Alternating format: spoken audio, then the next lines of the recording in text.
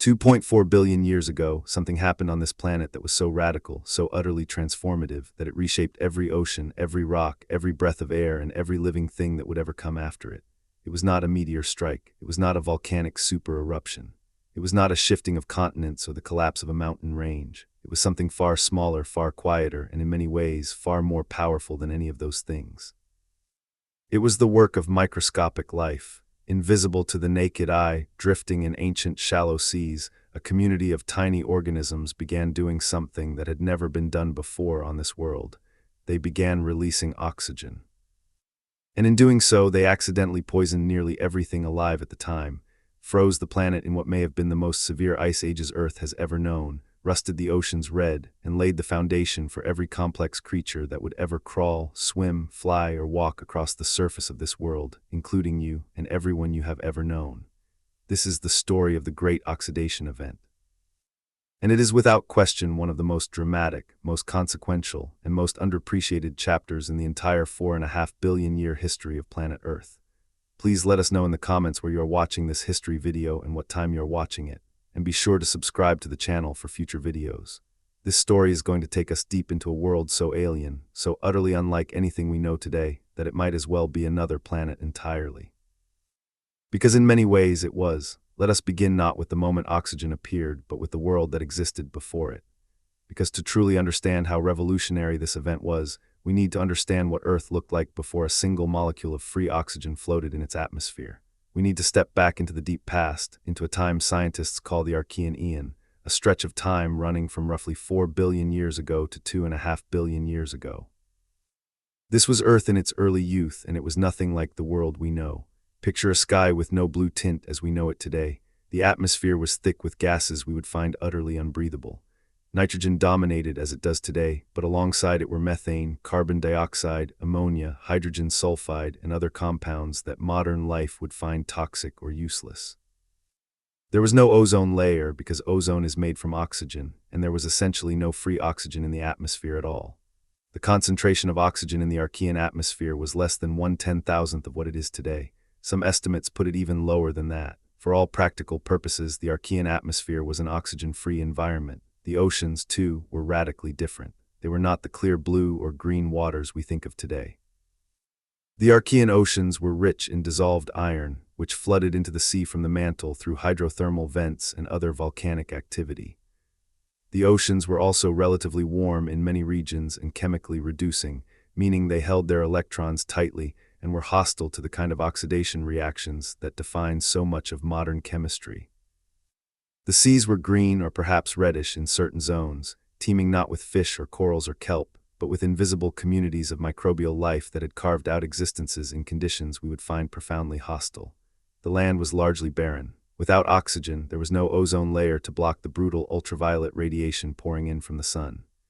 Any life that ventured onto dry land would have been bombarded by radiation levels that would shred modern DNA almost instantly. The continents, which were still being assembled through the slow grind of tectonics, were rocky wastelands, scorched by radiation, swept by winds carrying no moisture that life could easily use. Life, such as it was, largely hugged the oceans. It kept low, it kept hidden, it was small, and by modern standards it was very simple. But do not mistake simple for unimportant. The life of the Archean Eon was doing something extraordinary. It was pioneering the very concept of life on a geologically active, chemically complex planet. And it was extraordinarily diverse in ways we are only beginning to understand. The primary inhabitants of the Archean world were prokaryotes, single-celled organisms without a nucleus. These were the ancestors of modern bacteria and archaea, and they had already evolved a remarkable array of metabolic strategies for surviving in their harsh world. Some were chemolithotrophs, meaning they derived energy not from sunlight or from eating other organisms, but from the chemical energy stored in inorganic compounds. They would consume hydrogen sulfide and exhale sulfur. They would take in iron compounds and transform them. They were essentially eating the rocks and the gases of the planet itself, and they had been doing so for hundreds of millions of years before the story of oxygen really begins. Other microbes had evolved the ability to use sunlight, a process we call photosynthesis. But here is where we need to be careful, because the photosynthesis of the Archean world was fundamentally different from the photosynthesis that would eventually change everything.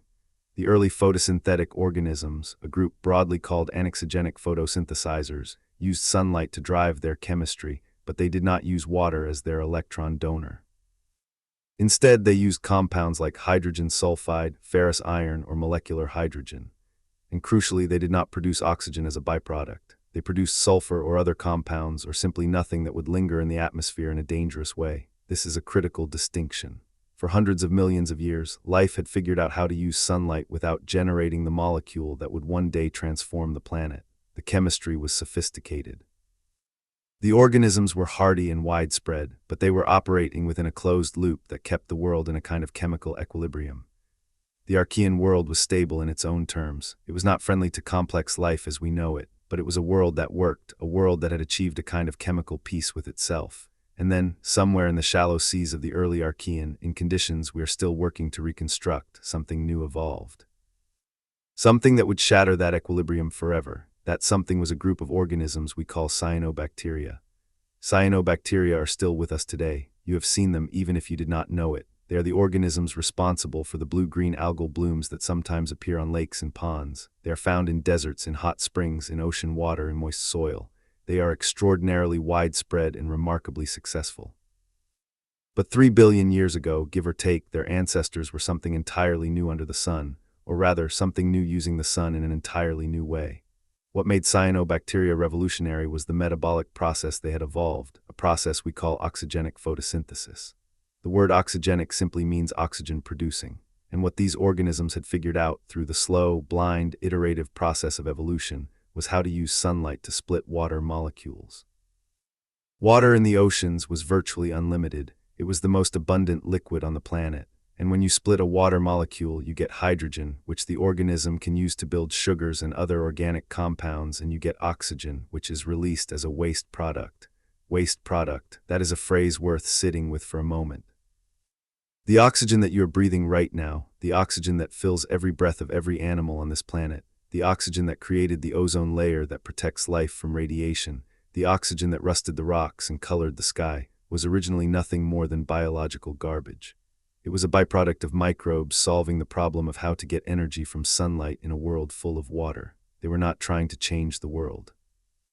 They were not pursuing any goal beyond survival and reproduction. They simply evolved a chemistry that worked extraordinarily well, and the exhaust from that chemistry happened to be one of the most reactive substances on the planet. Now, here is where the story becomes complicated and fascinating.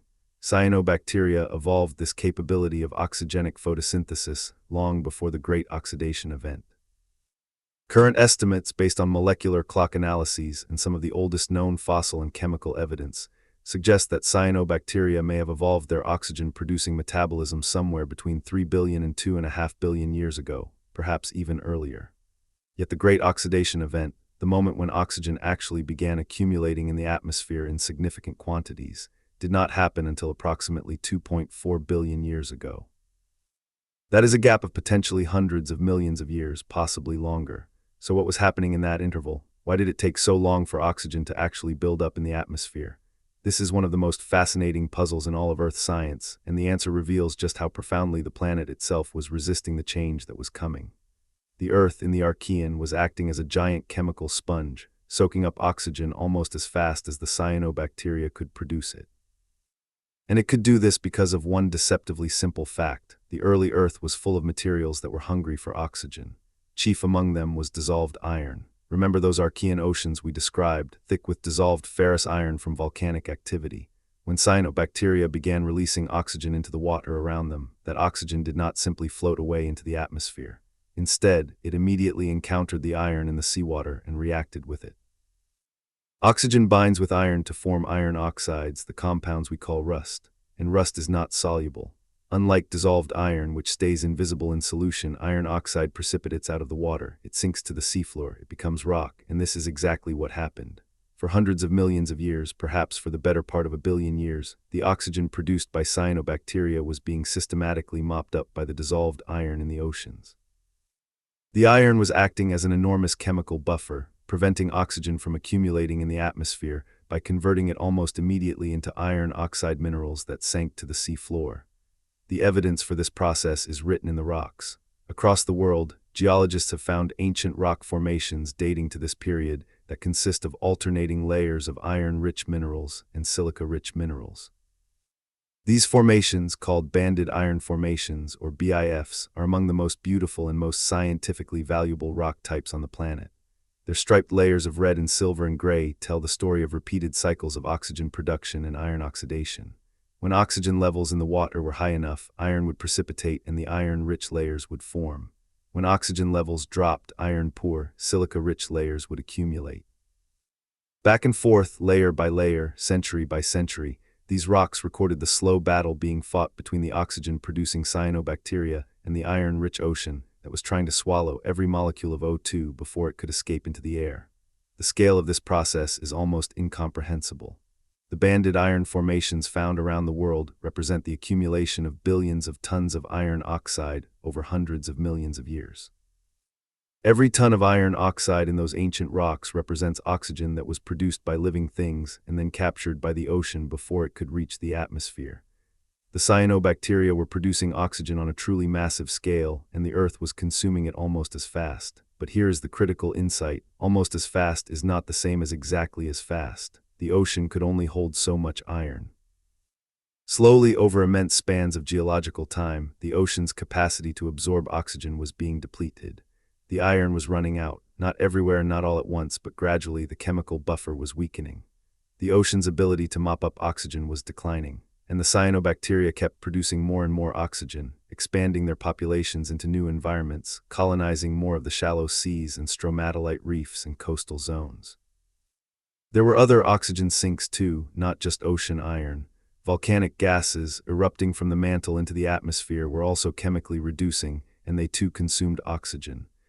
Methane in the atmosphere, produced by a community of microbes called methanogens, reacted with hydroxyl radicals that would otherwise help keep oxygen stable. There were sulfur compounds, hydrogen compounds, and a host of other chemical consumers of oxygen, all working in concert to keep the atmosphere clear of free O2. But eventually, and this is the heart of the story, eventually the production began to outpace the consumption. The sinks began to fill, the chemical buffers began to fail, and the oxygen, with nowhere left to go, began to accumulate in the atmosphere. Geologists and geochemists can identify the precise moment, at least in geological terms, when this transition happened. They look for it in the chemical signatures preserved in ancient rocks. They look for the disappearance of certain sulfur isotope patterns called mass-independent fractionation of sulfur, or MIFS, which only occurs in an atmosphere with essentially no oxygen. They look for the disappearance of detrital uraninite and pyrite, minerals that can only survive in surface environments when there is no oxygen to oxidize them. They look at the chemistry of ancient soils, called paleosols, which record the oxidation state of the atmosphere at the time they were formed. And in rocks laid down approximately 2.4 billion years ago, all of these signals change simultaneously. The MIFS signal disappears. The detrital minerals vanish from river deposits. The paleosols begin showing signs of oxidative weathering, and the banded iron formations begin to decline and eventually stop forming in many parts of the world. All of these changes happening at roughly the same geological moment tell one coherent story: oxygen had arrived. This transition, this crossing of the threshold from an essentially oxygen-free atmosphere to one with measurable accumulating oxygen, is what scientists call the Great Oxidation Event. And while the name might suggest a sudden, explosive moment, in geological reality it was a transition that unfolded over millions of years, perhaps tens of millions of years. But against the backdrop of Earth's 4.5 billion-year history, even tens of millions of years is a relatively brief and dramatic shift, a blink of a geological eye. The world would never be the same again. To truly grasp what the Great Oxidation Event meant for the planet and for life, we need to understand what oxygen actually does when it encounters the world around it. Oxygen is, chemically speaking, an extraordinarily aggressive molecule. It wants to react. It is always looking for electrons to steal from neighboring molecules. In chemistry, this property is called being a powerful oxidizing agent, and it is both oxygen's greatest gift to complex life and its most destructive feature. We experience the reactivity of oxygen every day in mundane ways. Iron left out in the rain turns to rust because oxygen is attacking it, stripping away electrons and bonding with the iron atoms. A cut apple left on the counter turns brown because oxygen is reacting with the compounds in the apple's flesh. A candle burns because oxygen is reacting violently and rapidly with the wax. A piece of wood rots slowly over years in part because oxygen is facilitating the breakdown of the complex organic molecules in the wood. Now imagine being a single-celled organism that evolved in a world with essentially no free oxygen. You have built your entire biochemistry around the assumption that oxygen does not exist. Your proteins, your cell membranes, your DNA repair mechanisms, your enzymes, all of them have been fine-tuned by evolution over hundreds of millions of years to function in the absence of this particular molecule. You have never needed to defend yourself against it. You have no mechanisms to detoxify it.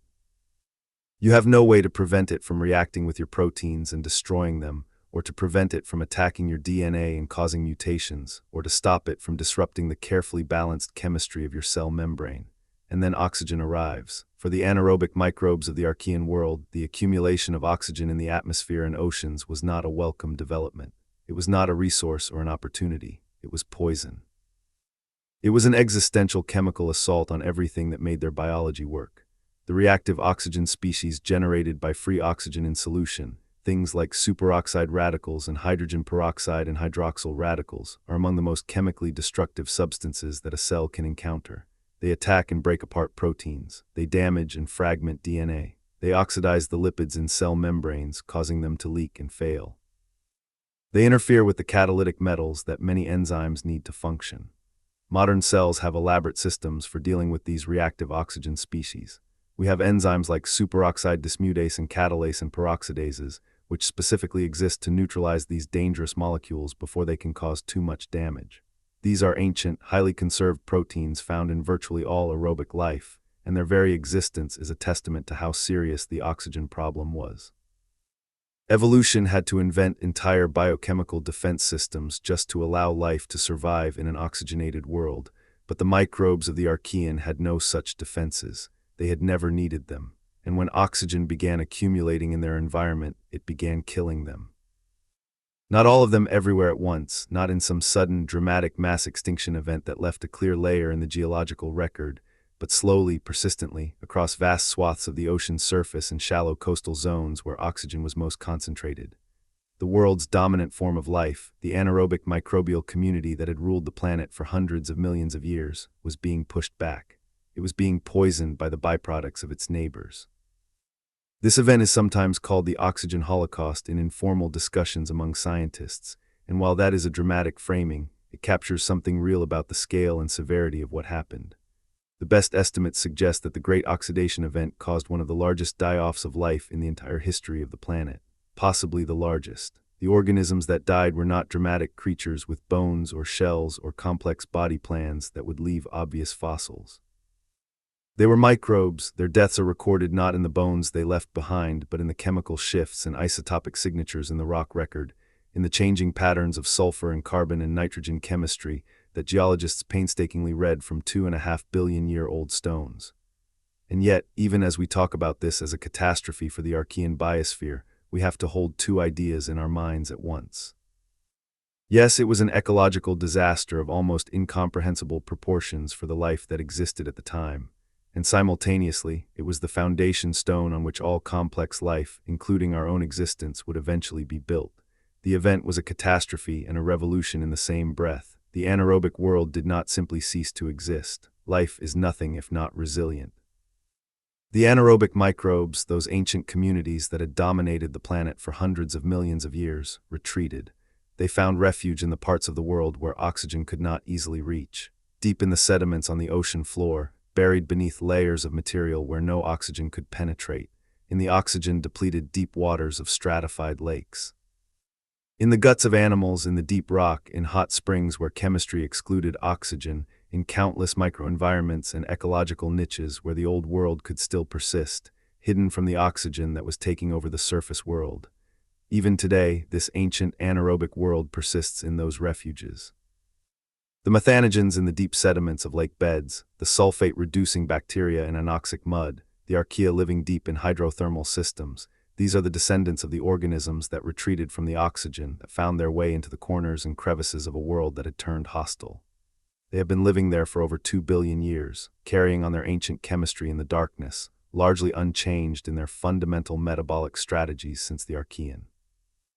They are living fossils in the most literal sense, But if the retreat of anaerobic life into refuges was one response to the oxygen revolution, there were others, and those others would ultimately lead to the transformation of life itself. Some lineages of microbes did not simply retreat from oxygen. They evolved to tolerate it, and some of them, in the greatest metabolic innovation since oxygenic photosynthesis itself, evolved to use oxygen as a tool. They developed the biochemical machinery to perform aerobic respiration, the process by which oxygen is used to burn organic compounds and release energy. Aerobic respiration is extraordinarily efficient compared to the fermentation and anaerobic metabolic pathways that had sustained life up to that point. The numbers are stark. Fermenting a molecule of glucose, which is the basic unit of sugar and a common energy currency in biological systems, yields roughly 2 molecules of ATP, which is the energy molecule that cells use to power their activities. Aerobic respiration of that same glucose molecule yields approximately 36 to 38 molecules of ATP.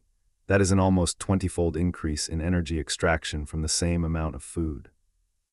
This difference in energy yield is one of the most important facts in all of biology. It is the reason that complex, large, active life is possible on Earth. The huge animals that dominate today's world, the vertebrates, the arthropods, the mollusks, all the complex creatures that have evolved over the past 600 million years, they are all powered by aerobic respiration. They could not exist on the meager energy budget provided by anaerobic metabolism.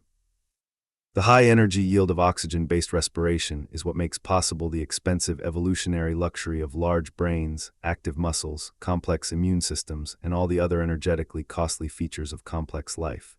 But in the immediate aftermath of the Great Oxidation Event, 2.4 billion years ago, this future was still immeasurably far away. The development of aerobic respiration was just beginning. The complex multicellular creatures that would eventually exploit this new energy abundance were still more than 1.5 billion years in the future. The story of how oxygen-enabled complex life is a long one, filled with false starts and setbacks, and we will follow it in due course. But first, we need to understand the full scope of what the Great Oxidation Event did to the planet, because the consequences went far beyond the immediate crisis for anaerobic microbes. Earth itself was transformed, and the transformation happened not just in the oceans and in the chemistry of the atmosphere, but in the very climate of the planet. The arrival of oxygen triggered a cascade of environmental changes that interacted with each other in complex ways, and one of those changes may have brought the planet to the brink of becoming permanently frozen, a dead snowball drifting in space. To understand how oxygen could have nearly frozen the Earth, we need to talk about methane. Methane is a powerful greenhouse gas. In fact, pound for pound and molecule for molecule, methane is a far more potent greenhouse gas than carbon dioxide. In the modern atmosphere, methane contributes to global warming at a level roughly 80 times more powerful than CO2 over a 20-year timescale, before it breaks down into carbon dioxide and water. In the Archean world, methane was extraordinarily abundant. The methanogens, those ancient archaea that we mentioned earlier as part of the anaerobic microbial community, were among the dominant life forms of the Archean ocean and seafloor, and their metabolic waste product was methane. They breathed in carbon dioxide and hydrogen and breathed out methane in vast quantities. The Archean atmosphere was probably rich in methane, creating a warm haze somewhat analogous in structure, though very different in chemistry, to the atmosphere of Saturn's moon Titan. This methane-rich atmosphere was crucial for maintaining the warmth of the early Earth. This is important because the early sun was significantly less luminous than it is today. Astronomers calculate that the sun about 2.5 billion years ago was roughly 70 to 80% as bright as it is in the modern era. A dimmer sun means less solar energy reaching Earth's surface. Under those conditions, with a modern atmosphere, the Earth's oceans would have been frozen solid. Yet geological evidence clearly shows that the Archean oceans were at least partially liquid, and likely quite warm, for hundreds of millions of years. This apparent contradiction, a warm early Earth under a dim young sun, is known as the faint young sun paradox. The resolution of this paradox almost certainly involves greenhouse gases. The Archean atmosphere, rich in methane and carbon dioxide, was a far more powerful greenhouse blanket than the modern atmosphere. Those greenhouse gases compensated for the dimmer sun, keeping the surface warm enough for liquid water and for the life that depended on it. The Archean world was kept warm and life was sustained by a methane-rich atmosphere generated in large part by the metabolic activities of anaerobic microbes. And then oxygen arrived. Here is the problem. Methane is chemically incompatible with an oxygen-rich atmosphere. When oxygen and methane encounter each other in the atmosphere, they react. Oxygen oxidizes methane, breaking it down into carbon dioxide and water. In the modern oxygen-rich atmosphere, a methane molecule survives for only about a decade before being oxidized away. In the Archean anoxic atmosphere, methane could persist for much longer, accumulating to far higher concentrations. When atmospheric oxygen began rising during the Great Oxidation Event, it began attacking the methane in the atmosphere. The oxygen produced by cyanobacteria was, in effect, dismantling the greenhouse that had kept the Earth warm. As methane levels crashed, the greenhouse effect weakened dramatically. The planet's atmosphere suddenly became a less effective blanket, and with the sun still significantly dimmer than it is today, the consequences for Earth's climate could have been severe. The evidence suggests they were. Around the same time as the Great Oxidation Event, the geological record shows signs of some of the most severe and widespread glaciations the planet has ever experienced. Glacial deposits, rocks and sediments left behind by advancing and retreating ice sheets, from this period have been found on multiple continents, including in regions that, based on paleomagnetic evidence about where those continents were positioned at the time, appear to have been at relatively low latitudes, close to the equator. Finding evidence of glaciation near the equator is one of the most dramatic indicators that an ice age was not just regional but truly global. Scientists have called these episodes snowball Earth events, a provocative name that captures the idea that under extreme glaciation, ice sheets could have extended all the way from the poles to the equatorial regions, potentially covering the entire ocean surface with ice and leaving the planet looking from space like a featureless white sphere.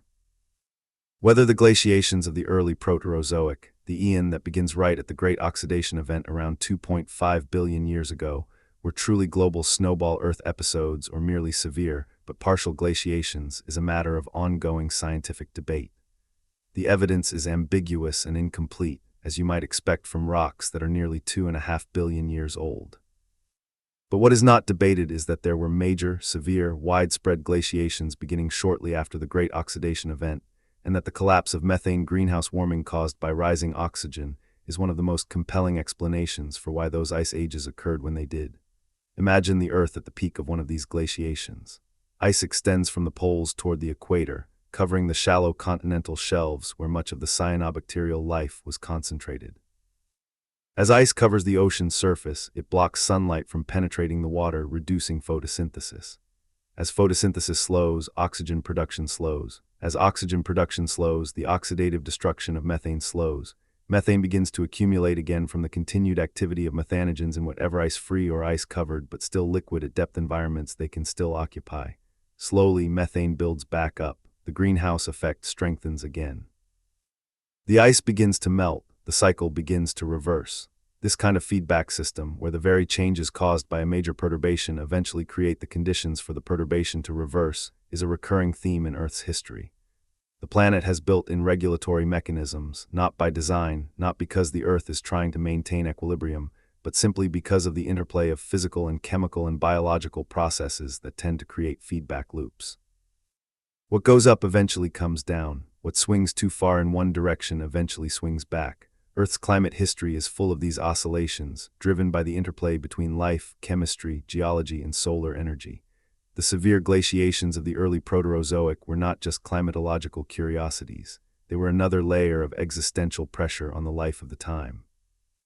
Not only was oxygen poisoning the anaerobic communities of the Archean, and not only were the oceans rusting out, but now the planet was plunging into deep cold, with ice sheets advancing across habitats that life had occupied for hundreds of millions of years. The combined pressures of oxygen toxicity, ocean chemistry changes, and glacial advance created what was arguably the most challenging period in the history of life since the very origin of life itself. And yet life survived. As it always has, as it seemingly always does, let us return to those oceans and think more carefully about what was happening there during the Great Oxidation Event, because the transformation of the oceans is one of the most visually striking and geologically well-documented aspects of this entire story. We have already talked about the banded iron formations and how they record the ancient struggle between oxygen production and iron oxidation. But the story of the Archean and early Proterozoic oceans goes beyond just iron chemistry. The transformation of ocean chemistry during and after the Great Oxidation Event was complex, multi-step, and took hundreds of millions of years to fully play out. When cyanobacteria first began producing oxygen, that oxygen was immediately consumed by the iron in the shallow ocean waters. The iron precipitated out as iron oxide minerals, forming those beautiful striped banded iron formations on the seafloor. This process continued for perhaps hundreds of millions of years, gradually depleting the iron content of at least the upper layers of the ocean. In the zones where cyanobacteria were most active, the shallow sunlit waters of coastal margins and open ocean surfaces, the iron was stripped out first. As the iron in the shallow ocean was progressively exhausted, something interesting happened.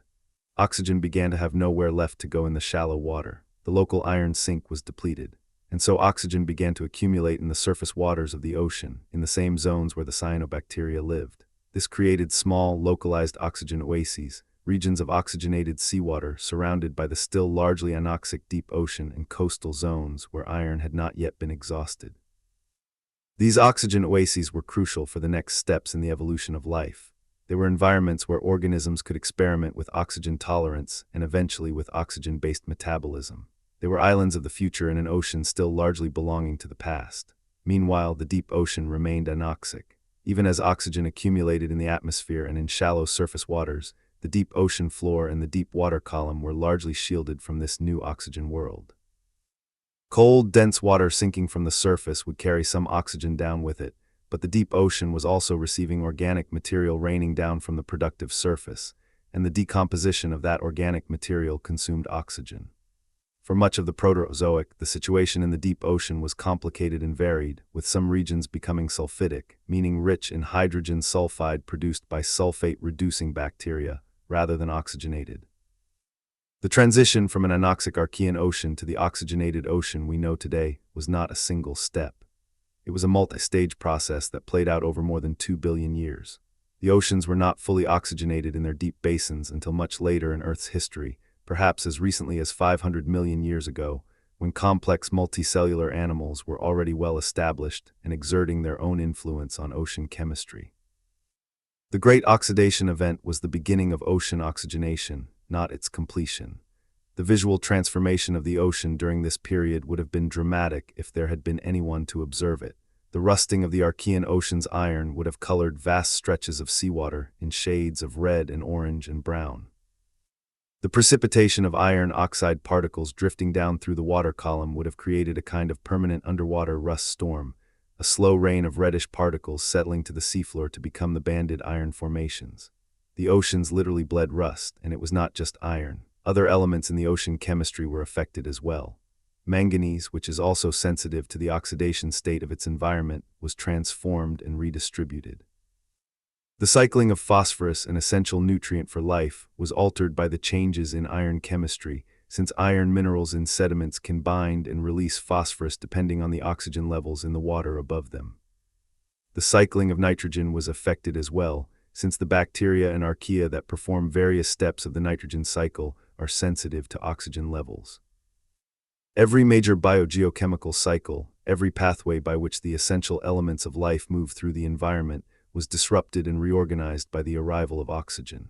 The atmosphere itself, we have already talked about in terms of methane, but beyond methane, the composition of the atmosphere was being transformed in other ways. Oxygen reacting with the nitrogen in the atmosphere produced various nitrogen oxide compounds. Oxygen in the stratosphere was being converted by ultraviolet radiation into ozone, building the first thin traces of an ozone layer that would eventually shield the surface from the most damaging UV radiation.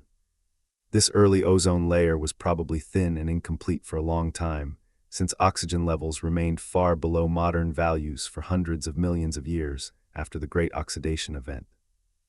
But even a partial ozone layer would have begun to reduce the UV burden on surface environments, slowly opening up new habitats for life. The rocks themselves were changing too, and in ways that are visible in the geological record today. Oxygen reacting with minerals at the Earth's surface began creating entirely new types of minerals that simply did not exist in the Archean world. The diversity of mineral types on Earth increased dramatically after the Great Oxidation Event. Before oxygen, the number of distinct mineral species on Earth was relatively limited, constrained by the reducing chemistry of the anoxic world. After oxygen began accumulating, it reacted with existing minerals to create new compounds, expanding the catalog of Earth's mineralogy enormously. This mineralogical transformation is not just an interesting geological footnote. It matters for life because minerals are the substrates on which life lives. the sources of trace elements that life requires, the surfaces on which chemical reactions occur. A richer mineralogy means a richer set of chemical environments and resources for life to exploit. The oxidized world was, in a very real sense, a more diverse world, a world with more variety in its chemistry, more niches, more possibilities. There is a concept in geology and geochemistry called the mineral evolution of the Earth, developed in part by the geologist Robert Hazen and his colleagues. This framework tracks how the diversity and variety of mineral types on Earth has changed through time, driven by planetary processes including tectonic activity, the interaction of water and rock, and crucially, the chemistry of life. The Great Oxidation Event stands out in this history as one of the most dramatic acceleration points in mineral diversification, a moment when the variety of minerals on Earth's surface leaped dramatically upward. So when we talk about the Great Oxidation Event as a planetary transformation, we mean this quite literally. The atmosphere, the oceans, the rocks, the minerals, the climate, all were being fundamentally altered by the metabolic activities of microscopic organisms. The cyanobacteria, those tiny, unthinking, unplanning bags of chemistry, were remaking a planet. They were doing geology. They were doing climatology. They were doing chemistry on a planetary scale, simply by doing what they had evolved to do, converting sunlight and water and carbon dioxide into sugar and oxygen. Now let us zoom back in from the planetary perspective to the microbial one, because there is something even more remarkable to consider when we look at the Great Oxidation Event from the perspective of the organisms living through it. We have spoken of the cyanobacteria as the agents of change, the organisms driving the oxygen revolution, and that is true. But the story of cyanobacteria during this period is not simply one of triumphant expansion and planetary conquest. The cyanobacteria themselves faced enormous challenges. They had to survive in the very environment they were creating, and oxygen is not harmless to cyanobacteria either. This seems paradoxical at first. How can oxygen be produced by an organism and yet also be dangerous to that same organism? The answer lies in the chemistry of reactive oxygen species. When cyanobacteria perform oxygenic photosynthesis, they do produce oxygen, and they have evolved mechanisms to deal with the reactive oxygen species that this process inevitably generates inside their cells. They have the superoxide dismutases, the catalases, the carotenoid pigments, and other antioxidant systems that protect their internal machinery from oxidative damage. But even with these defenses, managing reactive oxygen species is an ongoing challenge. Cyanobacteria must continually repair oxidative damage to their DNA, their proteins, and their cell membranes. They have evolved complex regulatory systems to turn photosynthesis up or down depending on light levels and other conditions, in part to manage the rate at which reactive oxygen species are generated. They are not immune to oxygen toxicity. They have simply evolved enough tolerance to survive the poison they produce. This creates a fascinating evolutionary picture. The cyanobacteria were both the cause and the victims of the oxygen revolution, in a sense. They were transforming the world by releasing oxygen, while simultaneously being challenged by that very same oxygen. The evolutionary pressure this created drove the development of increasingly sophisticated antioxidant systems, which in turn allowed cyanobacteria to expand into more oxygen-rich environments, which allowed them to produce even more oxygen, which increased the selective pressure for better antioxidant defenses, in a cycle of co-evolution between an organism and the chemical environment it was creating. There is something almost poetic about this. The cyanobacteria were engineering their own selective environment. Their metabolic activities were creating the very pressures that drove their own evolution forward. They were not just adapting to a changing world, they were changing the world and then adapting to the changes they had made. This kind of organism-environment feedback is now recognized as a fundamental feature of evolutionary history, a process sometimes called niche construction. Organisms do not simply adapt to pre-existing environments, they modify those environments through their activities, and those modifications then feed back to influence the evolutionary trajectory of the organisms themselves. The cyanobacteria were the most dramatic examples of niche construction in the history of life. No other organisms before or since have so fundamentally and irreversibly altered the planet's environment through their metabolic activities. They took a planet and rewrote its chemistry. They took a world that had been one way for billions of years and converted it into something new. And they did it not through intelligence or planning or technology, but through the blind, relentless, exquisitely effective process of natural selection operating on random variation. The story of the Great Oxidation Event is also, importantly, a story about time. The timescales involved in this transformation are almost impossible for human minds to genuinely internalize. We live our lives on the scale of decades. We think of history in terms of centuries and millennia. The oxygen revolution unfolded over millions and tens of millions of years. The full transition from an anoxic Archean world to an oxygenated Proterozoic world, from the first evidence of cyanobacterial activity to the point where oxygen had clearly established itself in the atmosphere, spans hundreds of millions of years. And the full oxygenation of the planet from surface to deep ocean took more than 2 billion years in total. 2 billion years. In 2 billion years of human scale time, human civilization has risen and fallen roughly 1,000,000 times. In 2 billion years, the light from distant galaxies has traveled an almost incomprehensible portion of the observable universe. 2 billion years is almost half the current age of the Earth, and yet, from the perspective of the organisms living through it, the Great Oxidation Event was not a fast revolution, but a slow, grinding transformation. A bacterium living 2.4 billion years ago, experiencing what was, on its timescale, a perfectly normal life of dividing and metabolizing and competing with its neighbors, had no awareness of being part of a planetary revolution. It was simply living, simply doing what evolution had shaped it to do. And this is perhaps the most astonishing thing of all about the Great Oxidation Event. It was the greatest transformation in the history of the planet's atmosphere and biosphere. And it was entirely accidental. There was no intention, there was no direction, there was no goal. Cyanobacteria did not evolve oxygenic photosynthesis in order to oxygenate the planet. They evolved it because it gave them a competitive advantage in capturing energy from sunlight. The oxygenation of the planet was a side effect, an accident, a consequence that played out over billions of years from a metabolic innovation that was, from the organism's perspective, simply a better way to eat. And from that accident came everything. Every breath of air you take, every muscle movement powered by mitochondria burning oxygen to release energy, every ozone molecule in the stratosphere shielding life from UV radiation. Every complex multicellular creature that has ever lived on this planet, every tree and every fish and every insect and every dinosaur and every flower. All of it traces back, ultimately, to the moment when cyanobacteria evolved a new way to use sunlight and began releasing oxygen as waste into the ancient Archean Sea. Let us now consider the period immediately following the Great Oxidation Event, the stretch of time known as the early Proterozoic, and think about what the world looked like and what was happening in the biological realm during this fascinating and tumultuous time. One of the most interesting things about the early Proterozoic, the billion or so years following the Great Oxidation Event, is that atmospheric oxygen, while clearly present and having crossed the critical threshold above zero, remained at relatively low levels for a very long time. The best estimates from geochemical proxies suggest that for much of the Proterozoic, atmospheric oxygen may have hovered somewhere between 1 and 10% of modern levels.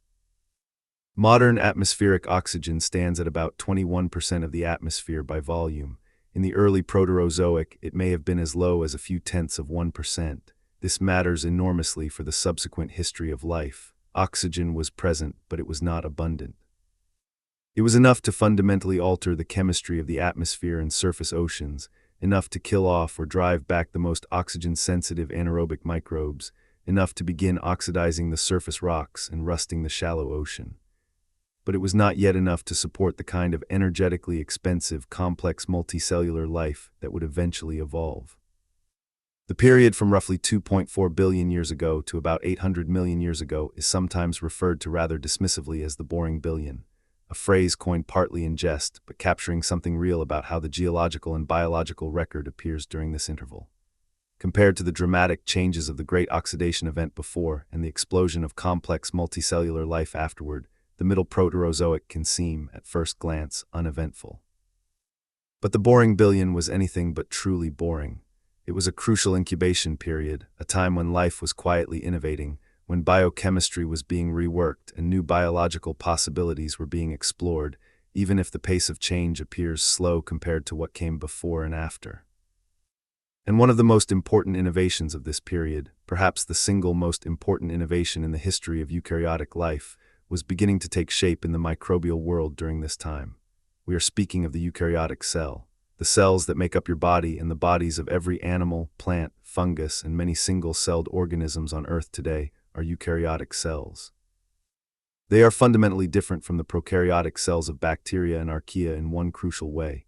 They have a nucleus, a membrane-bound compartment that houses the cell's DNA. But they are different in many other ways as well. They are generally much larger than prokaryotic cells. They have complex internal membrane systems. They have cytoskeletons, internal protein frameworks that give the cell structure and allow it to change shape. And crucially for our story, they have mitochondria. Mitochondria are the power plants of eukaryotic cells. They are the organelles that perform aerobic respiration, burning oxygen and organic compounds to produce the large quantities of ATP that power all the activities of complex cells. If you take out the mitochondria from a complex eukaryotic cell, you are left with something that can barely function, something that cannot generate enough energy to maintain the elaborate internal organization that makes complex cells possible. Mitochondria are not just an add-on feature of eukaryotic cells. They are fundamental to what eukaryotic cells are and what they can do. And mitochondria, the evidence strongly suggests, were not invented by the ancestral eukaryotic cell. They were stolen, or more precisely, they were incorporated. They were bacteria. This is the endosymbiotic theory, first developed in its modern form by the biologist Lynn Margulies in the 1960s, and now one of the most well-supported and fundamental insights in all of cell biology. The theory holds that mitochondria are the descendants of free-living bacteria, specifically a group related to modern alpha-protobacteria, that were engulfed by a larger host cell at some point in the deep past, probably somewhere in the Proterozoic. Instead of being digested, as one might expect the engulfed bacterium to be, it persisted inside the host cell. It continued to metabolize, it continued to reproduce. And over time, through an intimate process of coevolution, it became integrated into the biology of the host cell, losing its independence, transferring many of its genes to the host cell's nucleus, and becoming the mitochondrion we know today. This event, the engulfment of the bacterial ancestor of mitochondria by the ancestral eukaryotic cell, was one of the most important moments in the history of life. It was the moment when complex, large, energetically powerful eukaryotic cells became possible. It was the event that opened the door to multicellularity, to differentiation, to the evolution of complex tissues and organs and bodies. Without the mitochondria, without that ancient act of bacterial engulfment, the entire elaborate world of complex multicellular life almost certainly would never have evolved. And none of it would have been possible without oxygen. The mitochondria are aerobic. They use oxygen. Without oxygen in the environment, a mitochondrion is useless. The evolution of mitochondria and the eukaryotic cell biology that depends on them was only possible in a world that had already been oxygenated. The Great Oxidation Event came first. It created the oxygen-rich world that made mitochondria viable, and only then could the ancient bacterial ancestor of mitochondria evolve the aerobic metabolism that would eventually be co-opted into the eukaryotic cell. So the chain of causation runs something like this. Cyanobacteria evolve oxygenic photosynthesis. Over hundreds of millions of years, they pump enough oxygen into the world to trigger the Great Oxidation Event. Oxygen accumulates, the planet is transformed. A group of bacteria evolve aerobic respiration, using the new oxygen resource to extract far more energy from organic compounds. At some point in the Proterozoic, an archaeal or proto-eukaryotic cell engulfs one of these aerobic bacteria. Instead of digestion, partnership, the engulfed bacterium becomes the mitochondrion. The host cell gains access to the enormously increased energy supply that aerobic respiration provides. The eukaryotic cell is born, and with it, eventually, the entire complex world of plants and animals and fungi and the rest of the rich biosphere we know today. Every one of those steps depended on the previous one.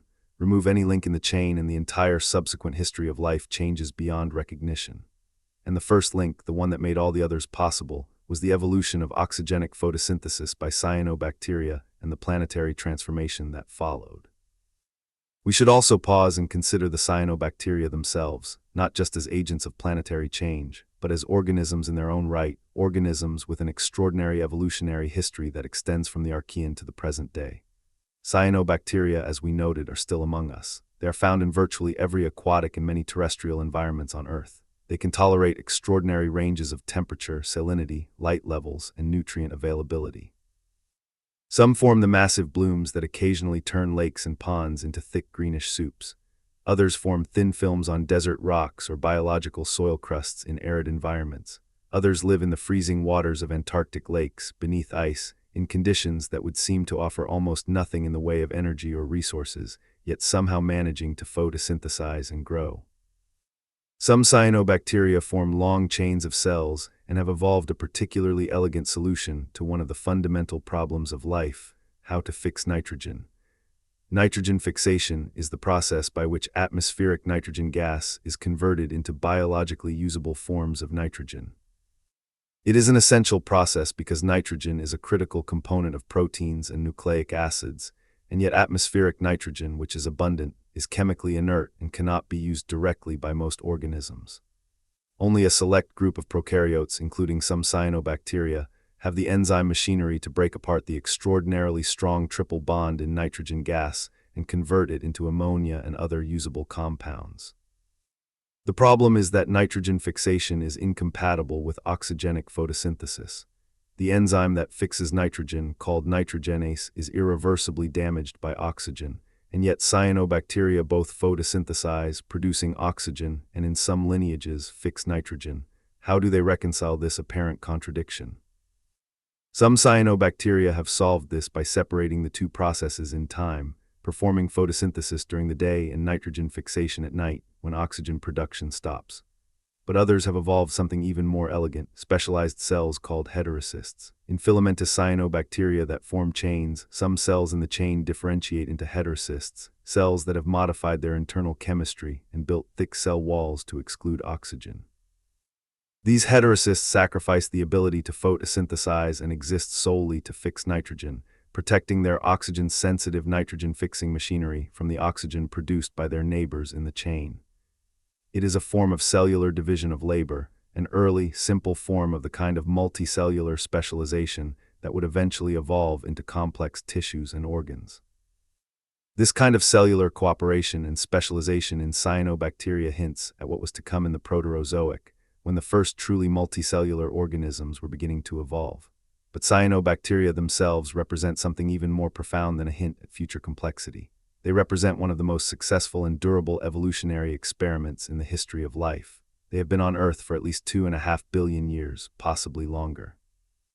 They have survived every mass extinction. They have adapted to every major environmental change. They have colonized every available habitat. And they are still doing it today, still pumping oxygen into the atmosphere, still fixing nitrogen, still forming the base of aquatic food webs, still doing the work they evolved to do in the ancient Archean seas. There is a further twist to the story of cyanobacteria and their relationship to complex life. Just as the ancestor of mitochondria was engulfed and became an organelle of eukaryotic cells, cyanobacteria themselves were engulfed and became organelles. The chloroplasts in plant cells, the organelles that perform photosynthesis in all plant and algal cells, are the descendants of cyanobacteria that were engulfed by an ancestral eukaryotic cell in a second great endosymbiotic event. Chloroplasts, like mitochondria, retain vestiges of their bacterial ancestry in their structure, their biochemistry, and the small circular genome they still carry inside them, a remnant of what was once the full genome of a free-living cyanobacterium. So when you look at a green plant, a blade of grass, or a leaf on a tree, or a head of broccoli, you are looking at a complex multicellular organism whose cells contain organelles that are, at their deepest evolutionary level, cyanobacteria. The tiny organisms that oxygenated the Earth billions of years ago did not just change the world, they became part of us.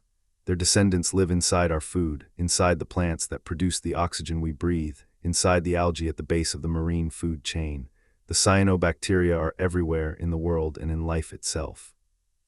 As we move deeper into our exploration of the Great Oxidation Event and its consequences, we need to address one of the most fascinating and debated aspects of this entire story, the question of timing and triggering. We know that the Great Oxidation Event occurred around 2.4 billion years ago. We know that cyanobacteria evolved much earlier than that, probably by 3 billion years ago or perhaps earlier. We know that there was a long delay between the evolution of oxygenic photosynthesis and the actual accumulation of oxygen in the atmosphere. But what finally tipped the balance? What caused oxygen to start winning the battle against the planet's chemical defenses at that particular moment? Scientists have proposed a variety of hypotheses to explain the timing of the Great Oxidation Event, and the honest answer is that we do not yet have a definitive consensus. This is an area of active research and lively debate, but several of the leading ideas are worth exploring because they illuminate the complex ways in which life, geology, and chemistry interact on a planetary scale. One important hypothesis involves changes in the rate of volcanic activity and the chemistry of volcanic gases. Volcanoes, as we noted, emit reducing gases that consume oxygen. If the rate of volcanic degassing decreased at around 2.4 billion years ago, or if the reducing power of volcanic gases changed, the oxygen sinks would have weakened, making it easier for atmospheric oxygen to accumulate. There is some evidence that tectonic activity and the nature of volcanism were changing during this period, related to the growth and assembly of early continents, but the evidence is not definitive enough to say this was the primary cause. Another hypothesis focuses on the evolution of the cyanobacteria themselves. Perhaps the oxygenic photosynthesis of early cyanobacteria was less efficient, less productive than the photosynthesis of later lineages. If cyanobacteria underwent key evolutionary improvements in their photosynthetic machinery around 2.4 billion years ago, this could have significantly boosted their oxygen output, tipping the balance. The molecular machinery of photosynthesis is complex and has clearly evolved and been refined over time, but reconstructing the step-by-step evolutionary history of this machinery at 2 billion-year timescales is extremely difficult. A third hypothesis involves nutrient cycling and the availability of phosphorus. Phosphorus is an essential nutrient for photosynthesizers, and its availability in the ocean limits how much primary productivity and therefore how much oxygen production can occur. Changes in continental weathering rates or in the way phosphorus cycles through the ocean could have influenced the total amount of photosynthesis and oxygen production possible in the Archean Ocean. Some researchers have argued that changes in tectonics and continental configuration altered phosphorus delivery to the oceans in ways that boosted cyanobacterial productivity at a critical time. Yet another perspective focuses not on why oxygen production increased, but on why the oxygen sinks decreased. As we described, the iron in the Archean Ocean was one of the most important oxygen sinks. As cyanobacteria progressively exhausted the iron in shallow ocean waters over millions of years, the capacity of those waters to absorb oxygen would have declined. This progressive depletion of the oxygen sinks may have been the most important factor driving the eventual atmospheric accumulation of oxygen. On this view, the Great Oxidation Event was not triggered by a sudden increase in oxygen production, but by the slow, inevitable exhaustion of the ocean's ability to absorb the oxygen that had been accumulating for millions of years. The reality is almost certainly that the Great Oxidation Event was not caused by any single factor, but by the convergence of multiple changes happening roughly simultaneously. Changes in volcanic activity, changes in ocean chemistry, changes in the biological productivity and evolution of cyanobacteria, and changes in the distribution and weathering of continental rocks. The Earth is a complex system, and its history is shaped by the interaction of many processes, not by single causes. The Great Oxidation Event was the result of this system reaching a tipping point, a moment when the multiple factors that had been slowly shifting all reached a configuration where oxygen could no longer be suppressed.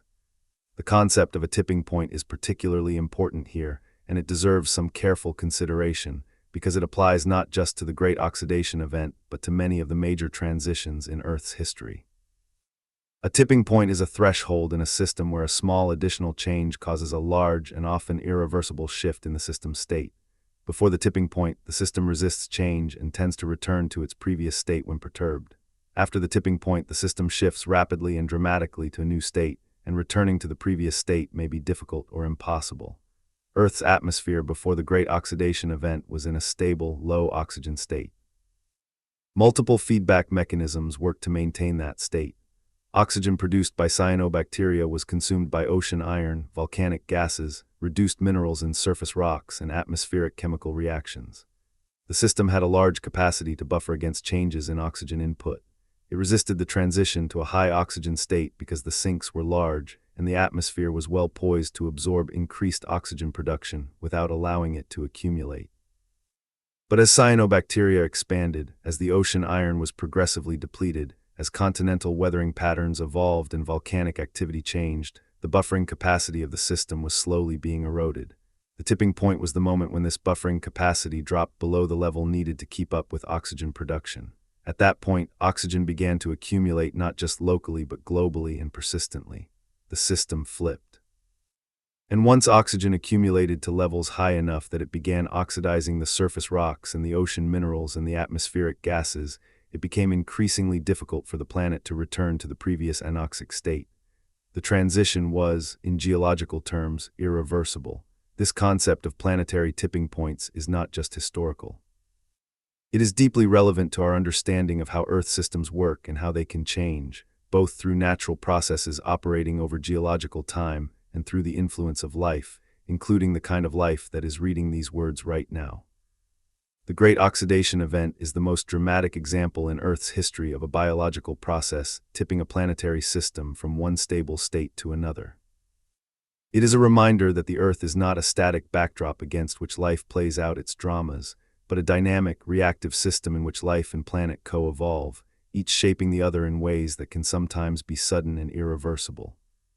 Let us conclude this first half of our journey through the Great Oxidation Event by returning to the microbial world and thinking about the diversity of life's responses to the oxygen revolution.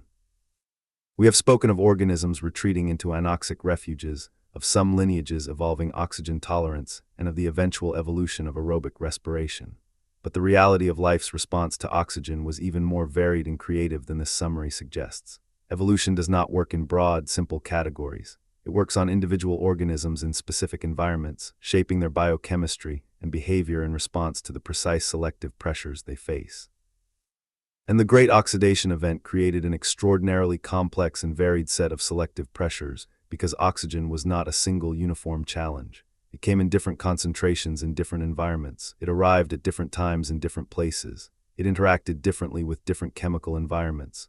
The global transformation was made up of countless local transformations, each with its own character and dynamics. In some environments where anaerobic microbes were trapped by rising oxygen levels and could neither escape nor adapt, lineages went extinct.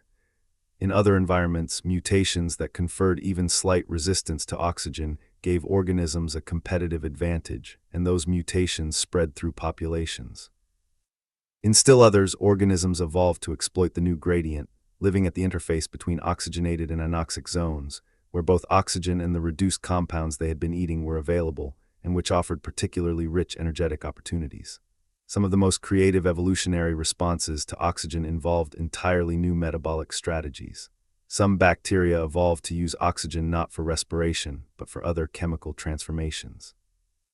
Some evolved to reduce oxygen-containing compounds like nitrate or sulfate as terminal electron acceptors in modified versions of anaerobic metabolism.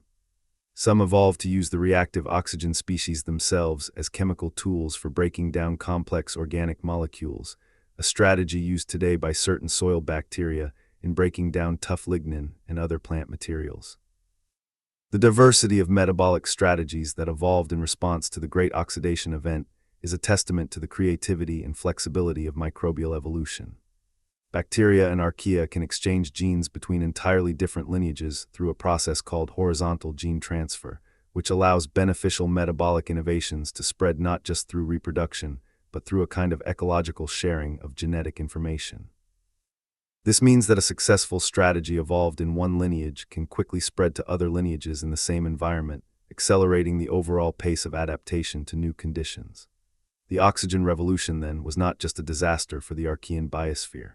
It was also a massive driver of metabolic innovation, a selective pressure that generated an explosion of new biochemical strategies, new metabolic pathways, new ways of interacting with the chemical environment.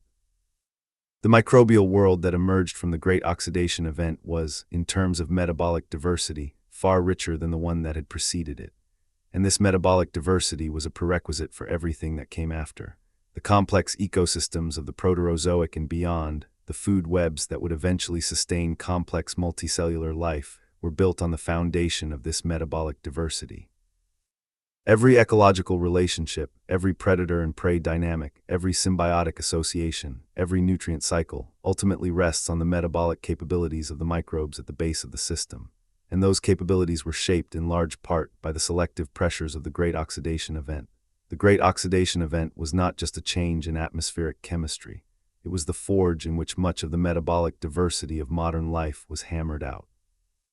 It was the crucible in which the tools that complex life would need were first created.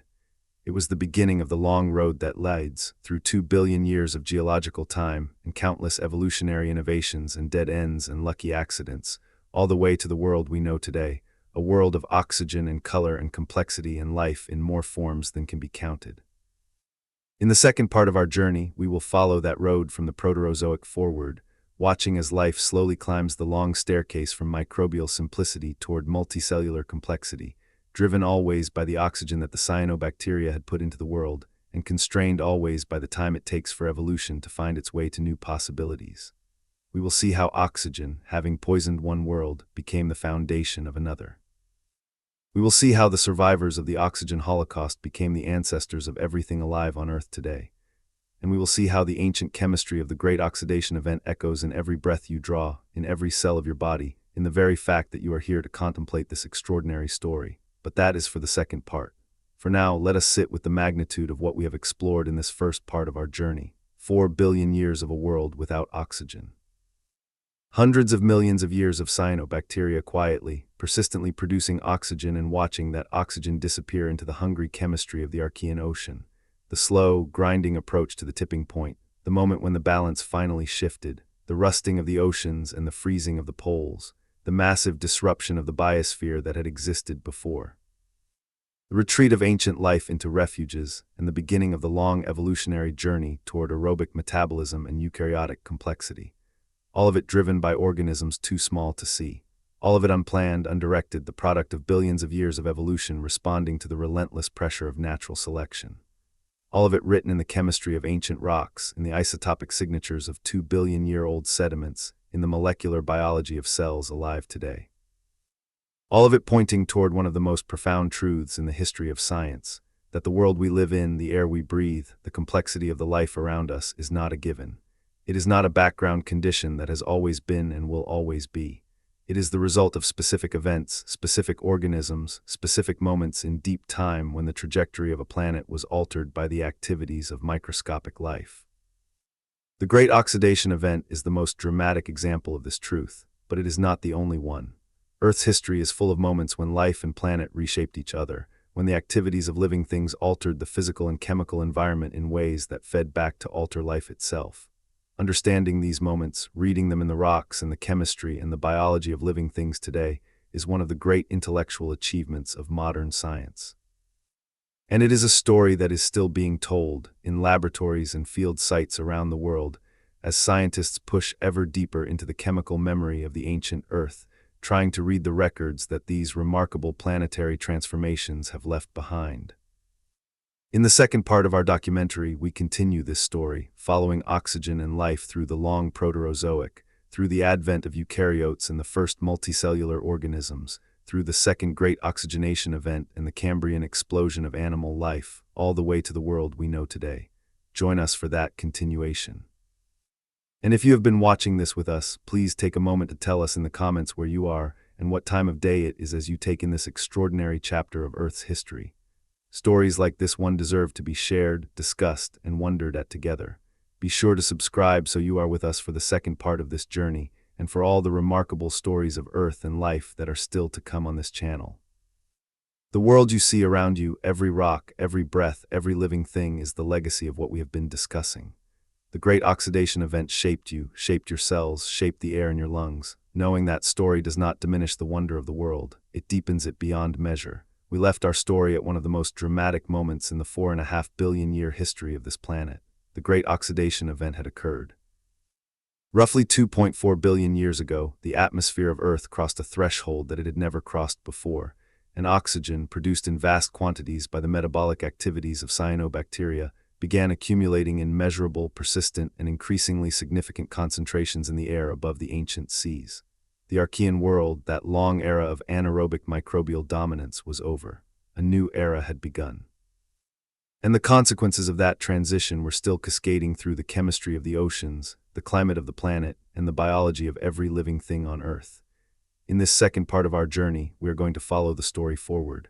We are going to track the slow, grinding, immensely long process by which life adapted to the oxygenated world that the Great Oxidation Event had created. We are going to watch as evolution, working on the enormous canvas of geological time, found new ways to exploit the energy that oxygen made available. We are going to see the birth of the eukaryotic cell, the emergence of the first multicellular organisms, the profound second oxygenation of the planet that accompanied the rise of complex animal life, and the eventual explosion of biodiversity that produced the living world we know today. And we are going to see, woven through all of this, the continuing indispensable role of oxygen, the accidental gift of the cyanobacteria, the molecule that poisoned one world and built another, the chemical thread that connects the 2.5 billion-year-old rocks of the Precambrian to the lungs in your chest and the mitochondria in your cells. This is the second half of one of the greatest stories ever written in the history of the Earth. When the Great Oxidation Event began, around 2.4 billion years ago, atmospheric oxygen was present but not abundant. The crossing of the threshold from essentially zero to measurably present was itself revolutionary, as we have seen. But the actual concentrations of oxygen in the early Proterozoic atmosphere remained extremely low by modern standards. Geochemical evidence, drawn from the chemistry of ancient rocks and minerals, and from careful analysis of isotopic signatures preserved in sedimentary formations laid down during this period, suggests that oxygen in the early Proterozoic atmosphere may have been somewhere between 0.1% and a few percent of the atmosphere by volume. Compare that to the modern value of about 21%, and you can see that even after the Great Oxidation Event, the atmosphere still had a very long way to go before it reached the oxygen concentrations that sustain the rich biosphere of the present day. The Great Oxidation Event was a beginning, not a completion. It was the opening move in a game that would take more than 2 billion additional years to reach anything resembling its current configuration. These low but non-zero oxygen levels of the early Proterozoic created a world that was, from a biological perspective, deeply ambiguous. It was too oxygen-rich to sustain the old Archean anaerobic communities in their former abundance and distribution. But it was also too oxygen-poor to sustain the kind of energetically demanding complex multicellular life that we associate with the oxygen-rich world of the past 500 million years. The early Proterozoic was a world caught between two eras, neither fully the old anaerobic world nor yet the fully oxygenated world that was still to come. This ambiguous middle ground was not, however, biologically unproductive, far from it. The early Proterozoic was a period of intense, if largely invisible, biological innovation. The microbial world was adapting rapidly to the new chemical realities. New metabolic strategies were being evolved. New ecological relationships were being forged, and somewhere in the shallow seas and microbial mats and oxygen gradient environments of the early Proterozoic ocean, the most important innovation in the history of cellular life was being assembled, piece by piece, through a process so improbable and so consequential that its echoes resonate in every complex cell alive today. That innovation was the eukaryotic cell.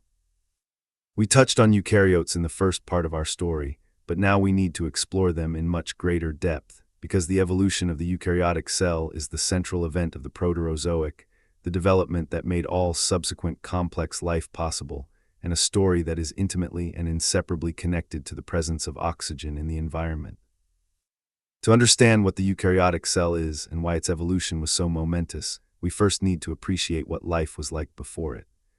The prokaryotic cells of the Archean and early Proterozoic, the bacteria and archaea that had dominated life on Earth for well over 1 billion years before eukaryotes evolved, are remarkable organisms in their own right. They are chemically sophisticated, metabolically diverse, and extraordinarily adaptable, but they are small. A typical bacterial cell is about 1 to 10 micrometers in diameter, roughly 1,000th of a millimeter or less, and they are, by the standards of eukaryotic cells, structurally simple. A prokaryotic cell is in essence a bag of chemistry. It has a cell membrane, a cell wall in many cases, a genome floating free in the cytoplasm, ribosomes for making proteins, and little else in the way of internal organization. The eukaryotic cell is something altogether different. It is typically 10 to 100 times larger than a bacterial cell in linear dimension, which means it is anywhere from 1,000 to 1,000,000 times larger in volume. Inside a eukaryotic cell is an extraordinary complexity of internal structures. There is the nucleus, where the DNA is housed and protected within its own membrane. There is the endoplasmic reticulum, an elaborate system of membranes involved in protein processing and transport. There is the Golgi apparatus, where proteins are sorted and modified and packaged for delivery to their destinations. There are lysosomes and vesicles and vacuoles performing various storage and recycling functions. There is a cytoskeleton of protein filaments and tubes that gives the cell its shape, allows it to move, and organizes the transport of materials within the cell. And then there are the mitochondria. Potentially hundreds or thousands of them in a single cell, each one a double-membraned organelle with its own small circular genome, carrying out the aerobic respiration that powers all the expensive activities of this complex cellular organization. The mitochondria are the engine room of the eukaryotic cell. They are the reason that eukaryotic cells can afford to be so complex. Without the enormous energy surplus generated by aerobic respiration in the mitochondria, a eukaryotic cell simply could not maintain its elaborate internal architecture, could not perform the complex signaling and regulation and specialized functions that make complex multicellular life possible. And the mitochondria, as we established in Part 1, were once free-living bacteria. They were engulfed by an ancestral cell, perhaps an archaeal cell, perhaps something in between prokaryote and eukaryote that we have not yet clearly identified in the fossil or genomic record, and instead of being destroyed, they became partners. They became organelles. They became the powerhouses of complex life. This event, the primary endosymbiotic event that produced the mitochondrion, is believed to have occurred sometime in the early to middle Proterozoic, perhaps around 2 billion years ago, though the exact timing is difficult to pin down precisely. What we can say with confidence is that it happened after oxygen had become a significant presence in the environment. Because the aerobic bacteria that became mitochondria needed oxygen to perform their respiration, and they could only have evolved that aerobic metabolism in an already oxygenated world. The sequence is therefore clear, even if the details are still being worked out. First, the great oxidation event creates an oxygenated world. Then, in that oxygenated world, bacteria evolve highly efficient aerobic respiration. Then one of those aerobic bacteria is engulfed by a host cell and becomes the mitochondrion. Then the cell with mitochondria, now capable of generating far more energy than any purely anaerobic cell, gains the metabolic resources to evolve greater complexity. And from that complexity, eventually, all of eukaryotic life descends. Remove oxygen from this chain of events, and the entire subsequent history of complex life falls apart. Without oxygen, the aerobic bacteria that became mitochondria could never have evolved their high-energy metabolism. Without those bacteria becoming mitochondria, the eukaryotic cell could never have achieved the energy budget needed for its complexity. Without that complexity, multicellular life with differentiated tissues and organs and sensory systems and brains could never have evolved. Without all of that, the world today would look no different from the Archean, a world of microbial mats and chemical gradients and metabolic diversity.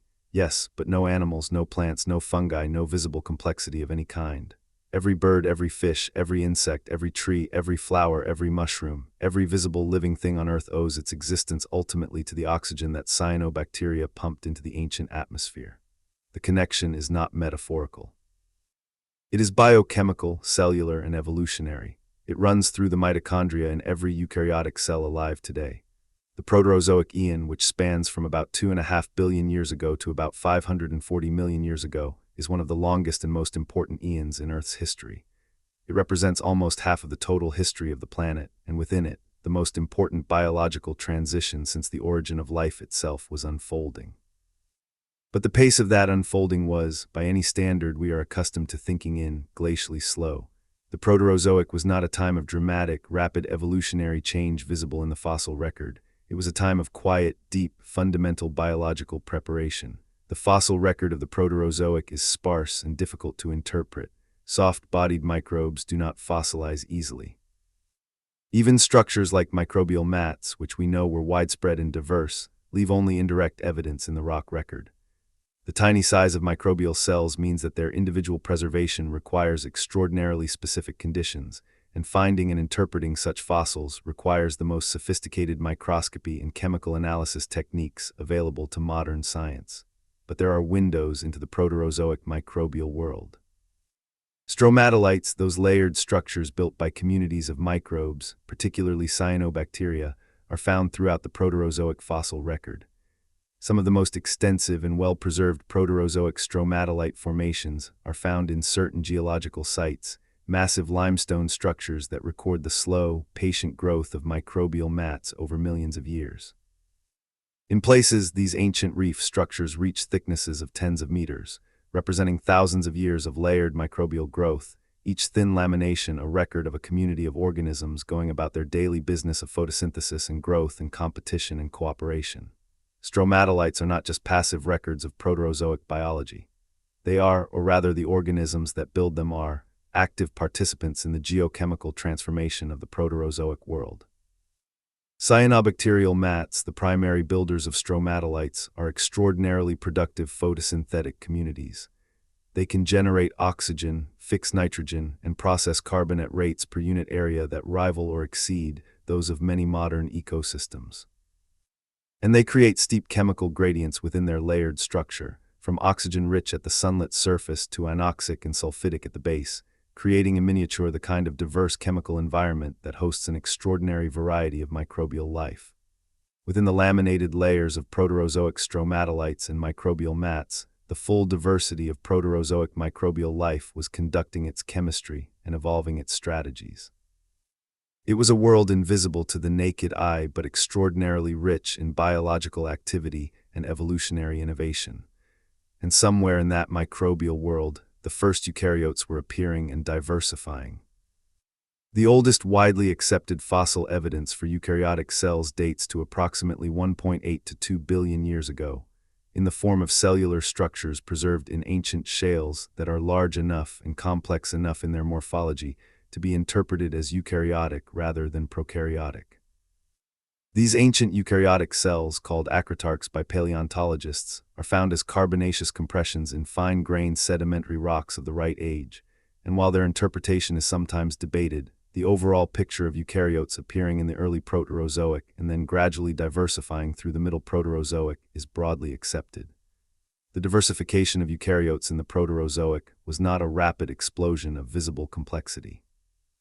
It was a slow, grinding exploration of what the eukaryotic cell form could do, what metabolic strategies it could adopt, what sizes and shapes and lifestyles were possible with this new cellular architecture. For hundreds of millions of years, eukaryotes remained primarily single-celled organisms, but within that single-celled framework, they were experimenting with behaviors and capabilities that would eventually become the foundations of multicellular life. Some Proterozoic eukaryotes evolved the ability to engulf and consume other cells, a behavior called phagocytosis. This predatory behavior was made possible by the cytoskeleton of the eukaryotic cell, which can extend flexible projections called pseudopods that wrap around prey and engulf it. Phagocytosis is, of course, the very process by which the ancestral eukaryote engulfed the bacteria that became mitochondria and chloroplasts. But beyond its role in endosymbiosis, phagocytosis also created the first predator-prey relationships at the cellular level, and this had profound ecological consequences. Before eukaryotic phagotrophy, the microbial world was largely one of chemical competition. Organisms competed for resources by metabolizing them faster, by producing antibiotics to kill competitors, by forming protective communities. But the arrival of a cell that could physically engulf and consume other cells created a new kind of ecological pressure. Suddenly, there was a predator in the microbial world, and the response to predation pressure drives evolutionary change in ways that chemical competition alone does not. Prey organisms evolve to escape or resist predation. They evolve harder cell walls, or they evolve the ability to move quickly, or they evolve to live in environments where predators cannot reach them, or they evolve to form groups where there is safety in numbers. And the evolution of group living, of cells staying together after division rather than separating into independent individuals, is one of the key steps on the path to multicellularity. There is some evidence that predation pressure from early eukaryotic phagotrophs may have been one of the selective forces driving the evolution of multicellularity in the Proterozoic. A group of cells held together is simply harder to eat than a single cell. A colonial organism with cells at the interior protected by cells at the exterior can have a size refuge from predators that can only engulf cells smaller than a certain threshold. And once cells are living together in a group, the stage is set for further evolution toward division of labor, where different cells in the group specialize for different functions, which is the essence of true multicellular complexity. The period from roughly 1 billion to about 700 million years ago, spanning the late Proterozoic and a transition into what geologists call the Cryogenian period, was one of continuing but gradual biological change in the microbial and early eukaryotic world, punctuated by some of the most dramatic climate events the planet had experienced since the glaciations of the early Proterozoic. And once again, the story of life and the story of climate and chemistry were deeply intertwined. The Cryogenian period, running from approximately 720 million to 635 million years ago, takes its name from the Greek word for cold, and it is aptly named. This interval witnessed some of the most severe glaciations in all of Earth's history, episodes so extreme that they have reignited the snowball Earth debate with particular intensity. The evidence for these glaciations is compelling and widespread. Glacial deposits from the Cryogenian, including characteristic rock types called diamictites, which are poorly sorted conglomerates deposited by glaciers, have been found on virtually every continent. Paleomagnetic evidence from these deposits indicates that glacial conditions extended to low latitudes, near the ancient equator, during at least two major episodes called the Sturtian glaciation, roughly 717 to 660 million years ago, and the Marinone glaciation, roughly 650 to 635 million years ago. The mechanisms driving these extreme cryogenian glaciations are still debated, but the aftermath of the Great Oxidation Event and the changes it triggered in atmospheric chemistry are part of the story. The long-term decline of methane as an atmospheric greenhouse gas following the Great Oxidation Event left the Earth more vulnerable to cooling events than it had been in the methane-rich Archean. Changes in the arrangement of continents, the weathering of continental rocks, and variations in volcanic activity all contributed to the conditions that allowed these extreme ice ages to develop.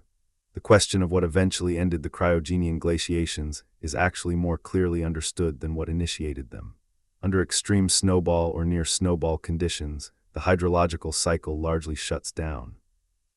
Evaporation and precipitation both decrease dramatically when the ocean surface is covered with ice. But volcanic activity does not stop. Volcanoes continue to emit carbon dioxide into the atmosphere even when the surface is frozen. And under snowball conditions, there are no liquid surface environments where carbon dioxide can be weathered out of the atmosphere by reacting with silicate rocks, the normal carbon dioxide removal mechanism. So carbon dioxide builds up over millions of years of volcanic outgassing, eventually reaching concentrations high enough to overcome even the extreme reflectivity of an ice-covered planet, and trigger a runaway greenhouse warming that melts the ice globally and sometimes rapidly, geological catastrophes replaced by a sudden warmth. The biological consequences of the cryogenian glaciations were severe. Ice sheets covering ocean surfaces eliminated the photosynthetic zones. Freezing temperatures and the disruption of ocean chemistry created extreme stress for marine life. Yet life survived, as it always has, in refuges and hot spots around hydrothermal vents, in cracks in the ice, in whatever liquid water remained accessible. And when the ice melted, life rebounded, often in new forms, often diversified, the bottleneck of the glaciation having pruned some lineages and given others new opportunities in the warm, nutrient-rich aftermath of a global thaw. There is a compelling hypothesis, still debated but widely discussed in the scientific community, that the extreme cryogenian glaciations and their aftermath played a significant role in triggering or accelerating the evolution of complex multicellular animal life. The repeated bottlenecks of severe glaciations could have driven intense natural selection, eliminating less adaptable lineages and creating ecological opportunities for new forms of life in the warm, chaotic, nutrient-rich conditions following the glacial meltdowns. The chemical aftermath of a snowball Earth episode, with dramatically increased weathering of continental rocks and flood of nutrients into the warming ocean, could have created conditions of unusual productivity that fueled rapid biological diversification. Whether or not this hypothesis is correct in its details, what is undeniable is that the cryogenian glaciations represent the last great climate upheaval before the explosion of complex animal life, and that the world emerging from the Marinone glaciation roughly 635 million years ago was about to witness one of the most dramatic diversifications of life in the history of the planet. Before we arrive at the Cambrian explosion and the world of visible, large, complex animal life, we need to talk about a group of organisms that represents one of the most tantalizing glimpses of life in the twilight between the microbial Proterozoic and the animal-dominated Phanerozoic. These organisms are the Ediacarans, named after the Ediacara Hills of South Australia, where some of the most famous specimens were first described, though similar fossils have now been found on multiple continents in rocks dating from approximately 635 million to 540 million years ago. The Ediacaran organisms are genuinely enigmatic. They were multicellular. They were often quite large, some reaching lengths of a meter or more. They had complex, organized body plans with what appear to be differentiated regions performing different functions. They lived on or near the seafloor, apparently in communities, in environments that were at least partially oxygenated, but they looked like nothing alive today, and their relationship to modern animal groups is a matter of ongoing scientific debate. Some Ediacaran organisms have been interpreted as early representatives of animal groups like jellyfish or segmented worms or early relatives of mollusks. Others appear to have no clear relationship to any modern group and may represent entirely extinct evolutionary experiments, body plans, and ways of being alive that evolution tried and then discarded, lineages that left no descendants. There are Ediacaran organisms that look like inflated mattresses or quilted bags or fronds waving in an ancient current, forms so unlike anything in the modern biosphere that they challenge our imagination and our interpretive frameworks. What the Ediacaran biota represents, at minimum, is evidence that complex, large, multicellular organisms had evolved by the late Proterozoic. The machinery of multicellularity, the ability to hold cells together in a coordinated body, to differentiate cells for different functions, to build a body plan that persists and grows in a structured way, was operating hundreds of millions of years before the Cambrian. Life was, in the Ediacaran period, conducting its first large-scale experiments with body complexity, and again, oxygen is part of this story. The evolution of large, complex, multicellular organisms requires oxygen in two fundamental ways. First, large bodies create a problem of oxygen delivery. A single cell can obtain oxygen directly from its surroundings by diffusion, but a large body has cells far from the surface, cells that diffusion cannot reach in time to supply their needs. Complex animals solve this with circulatory systems and respiratory organs, hearts and blood and lungs or gills, all designed to move oxygen from the outside world to the interior cells. Building and running these systems requires a baseline level of oxygen in the environment that is high enough to make it worthwhile. Below a certain threshold of environmental oxygen, building a circulatory system and respiratory organs is more costly than it is worth, and large body size becomes impossible.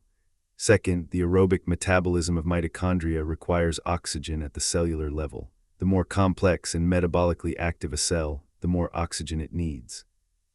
The muscle cells of an active animal, the neurons of a complex brain, the cells of a complex immune system, all of them are extraordinarily oxygen-hungry. Building organisms with these kinds of cells is only possible in an environment where oxygen is reliably available at concentrations high enough to supply the demand. The Ediacaran period saw a significant increase in atmospheric oxygen levels compared to the earlier Proterozoic, though the exact values and the precise timing of this increase are areas of active research. This increase in oxygen, sometimes called a second oxygenation event or a neoproterozoic oxygenation event by researchers, appears to have been associated with the proliferation of eukaryotic life and the increasing burial of organic carbon in marine sediments. When organic carbon is buried in sediments before it can be oxidized back to carbon dioxide, the net effect is an increase in atmospheric oxygen, since the oxygen that would have been consumed in oxidizing that carbon remains in the atmosphere. The burial of organic carbon is closely tied to biological productivity in the surface ocean. As eukaryotic algae and other complex phytoplankton diversified and became more abundant in the Neoproterozoic, they drove increasing carbon burial and increasing oxygen release.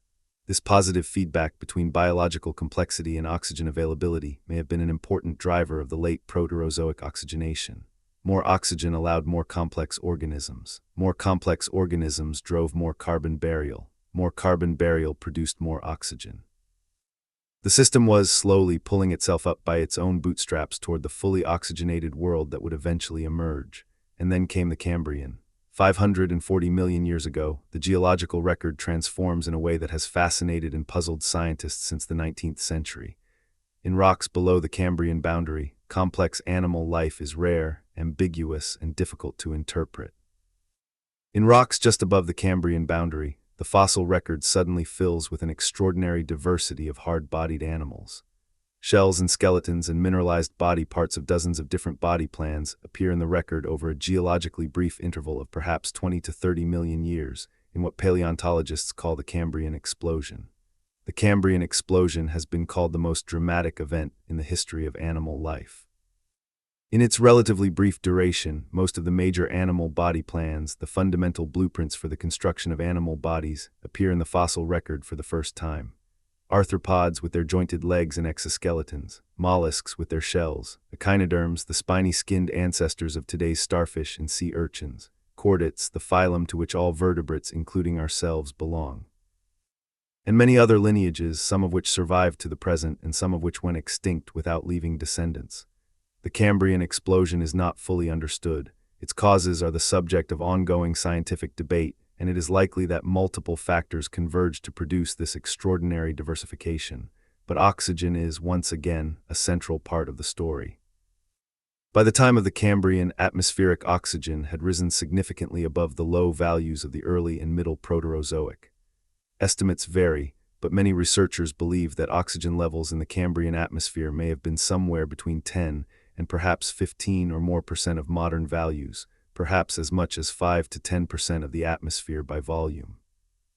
These values, while still below the modern 21%, were high enough to cross important biological thresholds. At oxygen concentrations above a certain level, active predation becomes energetically feasible.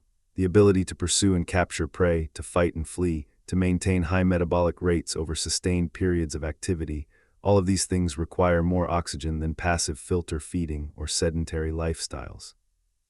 The evolution of active predation in the Cambrian was both enabled by and in turn drove the arms race of body plan complexity that characterizes the Cambrian explosion.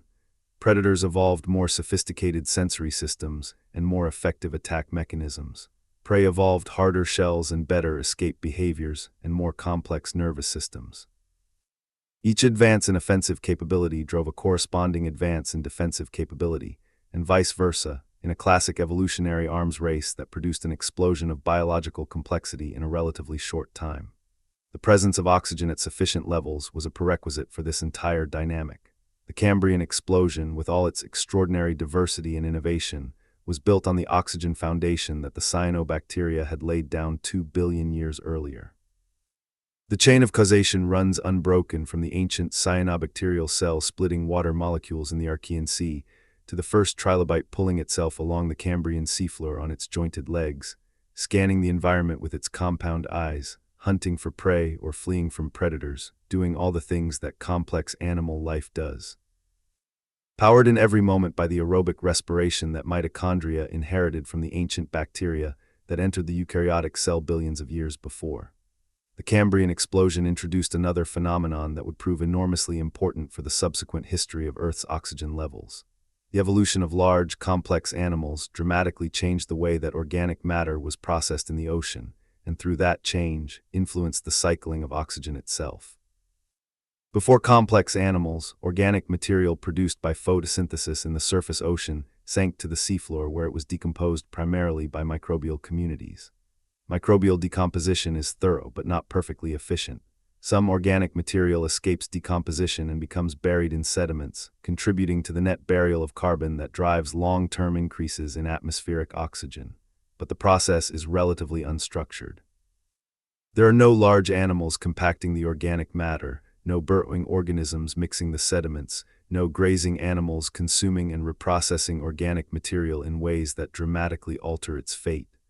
With the evolution of complex animals, all of this changed. Zooplankton and filter feeders in the water column began consuming organic particles before they sank, producing fecal pellets, compact packages of organic material that sank much faster than the original particles, efficiently transporting carbon to the seafloor. Burrowing animals began mixing and oxygenating the sediments, changing the chemistry of the seafloor environment and altering the conditions under which organic carbon was buried or decomposed. Grazers and predators reorganized the food web, creating new pathways for carbon to flow and new conditions for its eventual burial or remineralization. This bioturbation, the physical disturbance of sediments by burrowing animals, is actually preserved in the fossil record. In rocks from before the Cambrian, sedimentary structures are often beautifully preserved in fine detail, undisturbed by any burrowing activity. In rocks from the Cambrian and later, sediments are often churned and mixed by the activities of animals, a texture that sedimentologists call bioturbated, and that represents a fundamental change in how sediments were processed on the seafloor. bioturbation had complex effects on the cycling of oxygen and carbon. By mixing oxygen deeper into sediments, burrowing animals extended the zone of aerobic decomposition, which could have the effect of oxidizing more organic carbon and reducing the amount available for burial, which would tend to reduce atmospheric oxygen. But the packaging of organic material into fast-sinking fecal pellets by zooplankton could have the opposite effect, increasing the efficiency of carbon export to the deep ocean where conditions for burial were better. The net effect of the revolution in animal ecology on oxygen levels was complex and depended on the balance of these competing influences. What is clear is that the evolution of complex animal life fundamentally altered the biogeochemical cycles that had governed oxygen levels for billions of years. The planet's chemistry had been largely under microbial control since the origin of life. With the Cambrian explosion, for the first time, large animals became significant players in the cycling of elements and the regulation of atmospheric composition. This was a new kind of relationship between life and planet, more visible and more mechanically dramatic than anything that had come before, even as it was still grounded in the deep biochemical and evolutionary legacy of the microbial world from which it had emerged. Following the Cambrian explosion, life on Earth entered the Paleozoic era, the era of ancient life, which lasted from approximately 540 million to 252 million years ago. The Paleozoic saw the progressive colonization of the land's surface by both plants and animals, a development of profound importance for the history of oxygen and for the continued evolution of complex life. The colonization of land was not straightforward. The challenges facing organisms making the transition from aquatic to terrestrial life were enormous. They needed to prevent desiccation, to support their bodies against gravity without the buoyancy provided by water, to exchange gases with the atmosphere rather than with water, to reproduce without access to the aquatic environment that most early life had depended on for reproduction. But by the Ordovician and Silurian periods, roughly 480 to 420 million years ago, the first evidence appears of terrestrial life in the form of simple plants and the soil communities associated with them. By the Devonian period, roughly 419 to 359 million years ago, the first forests had evolved. Trees appeared, some of them reaching extraordinary sizes by the late Devonian, with complex vascular systems for transporting water and nutrients, deep root systems penetrating the rock, and canopies of photosynthetic leaves capturing sunlight and producing oxygen. The evolution of land plants was another great chapter in the story of Earth's oxygenation. Land plants are extraordinarily productive photosynthesizers. A forest ecosystem can fix enormous quantities of carbon through photosynthesis, and a significant fraction of that fixed carbon ends up buried in soils and sediments rather than being immediately returned to the atmosphere as carbon dioxide. The vast coal deposits of the Carboniferous period, roughly 359 to 299 million years ago, are the literal burial of hundreds of millions of years' worth of plant matter compressed into black organic-rich rock, and that buried carbon represents oxygen. For every molecule of carbon buried in a coal seam, one molecule of oxygen was released into the atmosphere and not subsequently consumed in oxidizing that carbon back to carbon dioxide. The Carboniferous period was, in large part because of the massive burial of plant material in the enormous swamp forests that dominated the land's surface at the time, a period of unusually high atmospheric oxygen. Estimates suggest that Carboniferous atmospheric oxygen may have reached as high as 35% of the atmosphere by volume, far above modern levels of 21%. These extraordinarily high oxygen levels had dramatic consequences for life. Fire became far more common and more intense, since oxygen-rich air is much more combustible than modern air. The fossil record of the Carboniferous shows abundant evidence of wildfires in the form of charcoal, called fusane by paleobotanists, preserved in coal seams. The oxygen-rich atmosphere also appears to have influenced the size of animals, particularly insects and other arthropods. The Carboniferous was the age of giant insects, including dragonflies with wingspans of up to 70 centimeters, millipede-like arthropods reaching 2.5 meters in length, and cockroaches larger than a human hand. The reason giant insects were possible in the Carboniferous but are not possible today is related to the oxygen concentration of the atmosphere and the way insects breathe. Unlike vertebrates, insects do not have lungs and a circulatory system that actively pumps oxygen to every cell. Instead, they breathe through a passive diffusion system of tubes called tracheae that open to the outside and carry air directly to the tissues. The efficiency of this system depends on the concentration of oxygen in the air. In oxygen-rich air, oxygen diffuses faster and further, allowing larger bodies to be supplied adequately. In modern air, the oxygen concentration limits the size that a tracheal breathing system can supply, which is why modern insects are generally small. In the oxygen-rich air of the Carboniferous, insects could grow much larger and still supply their tissues with enough oxygen to function. The high oxygen of the Carboniferous was eventually brought down again, as the extraordinary rates of carbon burial that had driven it up could not be sustained indefinitely. Changes in the biology of the organisms decomposing plant material, particularly the evolution of fungi that could break down lignin, the tough structural compound in wood, reduced the rate of carbon burial and brought oxygen back down over millions of years. By the end of the Paleozoic, oxygen levels had declined significantly from their Carboniferous peak. The end of the Paleozoic was marked by the greatest mass extinction in the history of animal life. The Permian-Triassic extinction event, occurring approximately 252 million years ago, eliminated an estimated 90 to 96% of all marine species and roughly 70% of terrestrial vertebrate species. It is sometimes called the Great Dying, and it represents the closest that complex animal life has come to complete elimination in the entire history of the biosphere.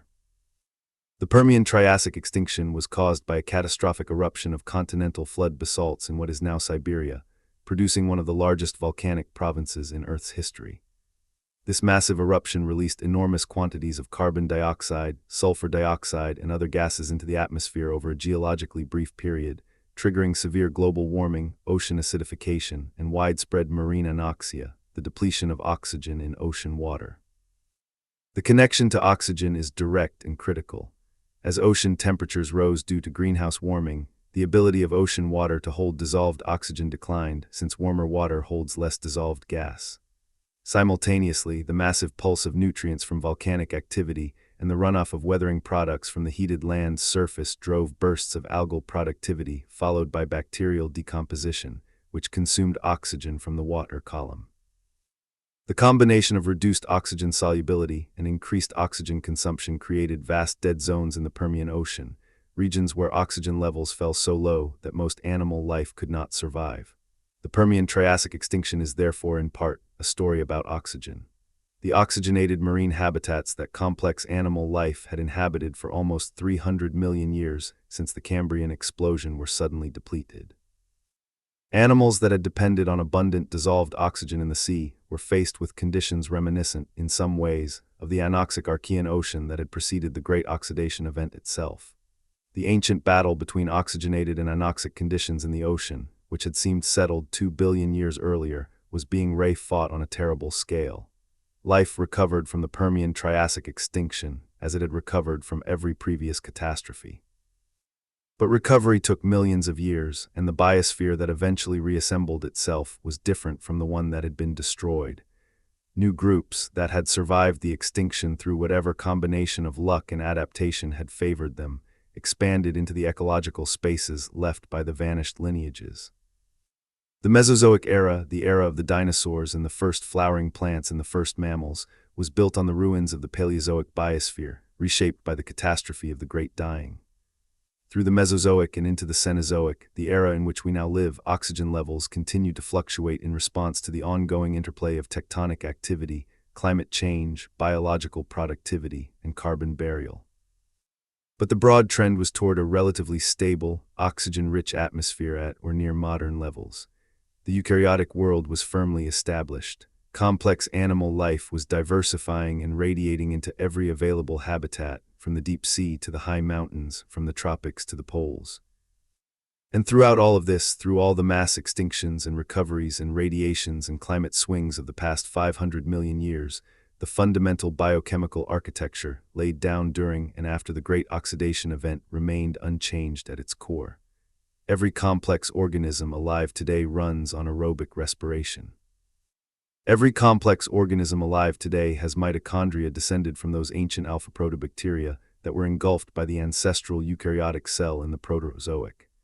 Every plant alive today has chloroplasts descended from cyanobacteria, performing the same oxygenic photosynthesis that cyanobacteria evolved more than 2.5 billion years ago. The Great Oxidation Event is not just history, it is present. It is inside every cell of every complex organism on Earth. The chemistry of life as it exists today is the chemistry of the oxygen revolution, refined and elaborated over billions of years, but fundamentally shaped by those first great transitions of the Proterozoic. Let us now think about what it means that the Great Oxidation Event was driven by life, because this is not a trivial observation. It is in fact one of the most important insights that Earth science has generated in the past half-century, and it has profound implications for how we think about the relationship between life and the planet it inhabits. For most of the history of geology as a discipline, the Earth was conceived as a physical and chemical system, shaped by forces like volcanism, tectonics, erosion, and sedimentation. Life was understood to inhabit the Earth, to be influenced by the physical environment in which it found itself, but not to fundamentally shape that environment. The mountains made the rivers made the valleys, the climate made the vegetation inhabited the landscape. In this view, the arrow of causation ran from the physical world to the biological world. The Great Oxidation Event inverts this picture. Here, the arrow of causation runs from the biological world to the physical world. Microbes, through their metabolic activities, transformed the chemistry of the entire atmosphere and ocean. They changed the climate, they altered the mineralogy of the surface rocks, they drove mass extinctions and then created the conditions for new evolutionary radiations. They did not simply respond to the physical environment, they remade it. This insight that life is not just a passenger on a geologically active Earth, but an active geological force in its own right, is sometimes associated with the concept of biogeochemistry, the study of the interactions between biological processes and the chemical and physical cycles of the Earth. The pioneering work of scientists like Vladimir Vernadsky in the early 20th century began to articulate this view, recognizing that life had fundamentally altered every major chemical cycle of the Earth. Later work by James Lovelock and Lynn Margulies, who proposed the Gaia hypothesis, the idea that life and the Earth function as a kind of self-regulating system, extended this recognition into a broader conceptual framework, though the details and interpretations of the Gaia hypothesis remain debated. But whatever one thinks of the broader theoretical frameworks, the core empirical observation is beyond dispute. Life has changed this planet. Life is responsible for the oxygen in the atmosphere. Life is responsible for the ozone layer that shields the surface from UV radiation. Life is responsible for the vast coal and oil and natural gas deposits buried in the crust. Life has played a major role in regulating the concentration of carbon dioxide in the atmosphere over geological time, influencing the climate in ways that have both sustained habitability and created catastrophic disruptions. Life is, by every measure, a planetary force. The cyanobacteria of the Archean and early Proterozoic were the first demonstration of this power at a planetary scale. They established the precedent that has governed the relationship between life and Earth ever since. And understanding that precedent, understanding how life can transform a planet, is one of the most important intellectual achievements of modern science. There is another dimension to the Great Oxidation Event story that we have touched on but not fully explored, the question of what happened to the survivors of the anaerobic world and what they tell us about the relationship between the ancient pre-oxygen biosphere and the modern oxygen-dominated one. We noted that anaerobic life did not go extinct during the Great Oxidation Event. It retreated into refuges, into the anaerobic corners of a world that had turned oxygenated. Those refuges still exist today, and the organisms that inhabit them are among the most scientifically fascinating and practically important on the planet. The deep sediments of ocean basins and lake beds are among the most extensive anaerobic refuges on Earth. Below the thin oxygenated layer of surface sediment, where the diffusion of oxygen from the water column cannot penetrate, conditions become anoxic and the ancient anaerobic communities take over. In these deep sediments, methanogens, sulfate reducers, fermenters, and other anaerobic microbes carry on metabolic strategies that have changed little since the Archean. They are processing organic material that rains down from the surface, cycling sulfur and nitrogen and iron in patterns that would be familiar to the organisms of the Archean Ocean. These deep sediment communities are not small. Some estimates suggest that the total biomass of microbes living in deep marine sediments may be comparable to or even exceed the total biomass of all life on the surface of the Earth. This is a staggering thought. Hidden beneath the ocean floor, unseen and unknown for most of human history, there is a community of organisms that may be as massive as all the visible biosphere combined. And this community is largely anaerobic, largely ancient in its metabolic strategies, largely a remnant of the world that existed before the Great Oxidation Event. Similarly, the deep rock biosphere, microorganisms living in fractures and pore spaces in rock kilometers below the surface, hosts communities that metabolize through entirely anaerobic pathways, using the chemical energy and hydrogen produced by water-rock reactions and deriving sustenance from inorganic chemistry alone. These organisms may live at extremely slow metabolic rates, with some cells dividing only once in thousands or even millions of years, but they are alive, they are processing chemistry, and they are contributing to the global cycling of elements, however slowly. The existence of these deep, ancient, anaerobic communities is a powerful reminder that the Great Oxidation Event did not destroy the Archean biosphere.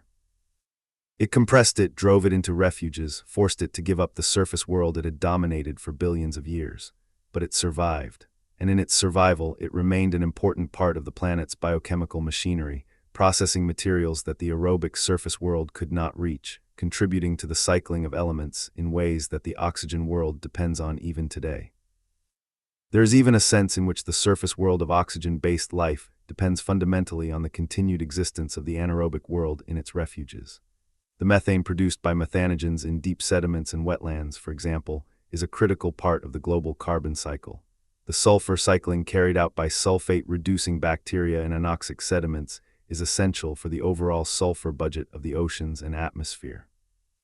The nitrogen cycling performed by anaerobic bacteria in oxygen-depleted soil zones returns nitrogen to the atmosphere, completing a cycle that the aerobic nitrogen-fixing organisms depend on. The two worlds, the aerobic surface world and the anaerobic deep world, are intimately connected, dependent on each other in ways that cross the chemical boundary that the Great Oxidation Event established. The story of oxygen and life also has a deeply personal dimension, one that brings the ancient chemistry of the Great Oxidation Event directly into the biology of the human body. Every cell in your body, every one of the approximately 37 trillion cells that make up a human being, contains mitochondria, hundreds to thousands of them depending on the cell type. Muscle cells and neurons, with their high energy demands, are particularly rich in mitochondria. Even cells that seem relatively simple, like red blood cells, which lack mitochondria and rely on anaerobic glycolysis, evolved their unusual metabolism secondarily, as a specialized adaptation that has a good reason of its own. Your mitochondria are carrying out, at this very moment as you read or listen to these words, the same aerobic respiration that their bacterial ancestors evolved billions of years ago in the oxygenated world created by the Great Oxidation Event. They are taking in glucose and oxygen. They are running that chemistry through a sequence of reactions, through glycolysis in the citric acid cycle and the electron transport chain, extracting electrons from the organic fuel and passing them along a chain of protein complexes embedded in their inner membrane until those electrons finally reach oxygen, combining with it and with protons to form water.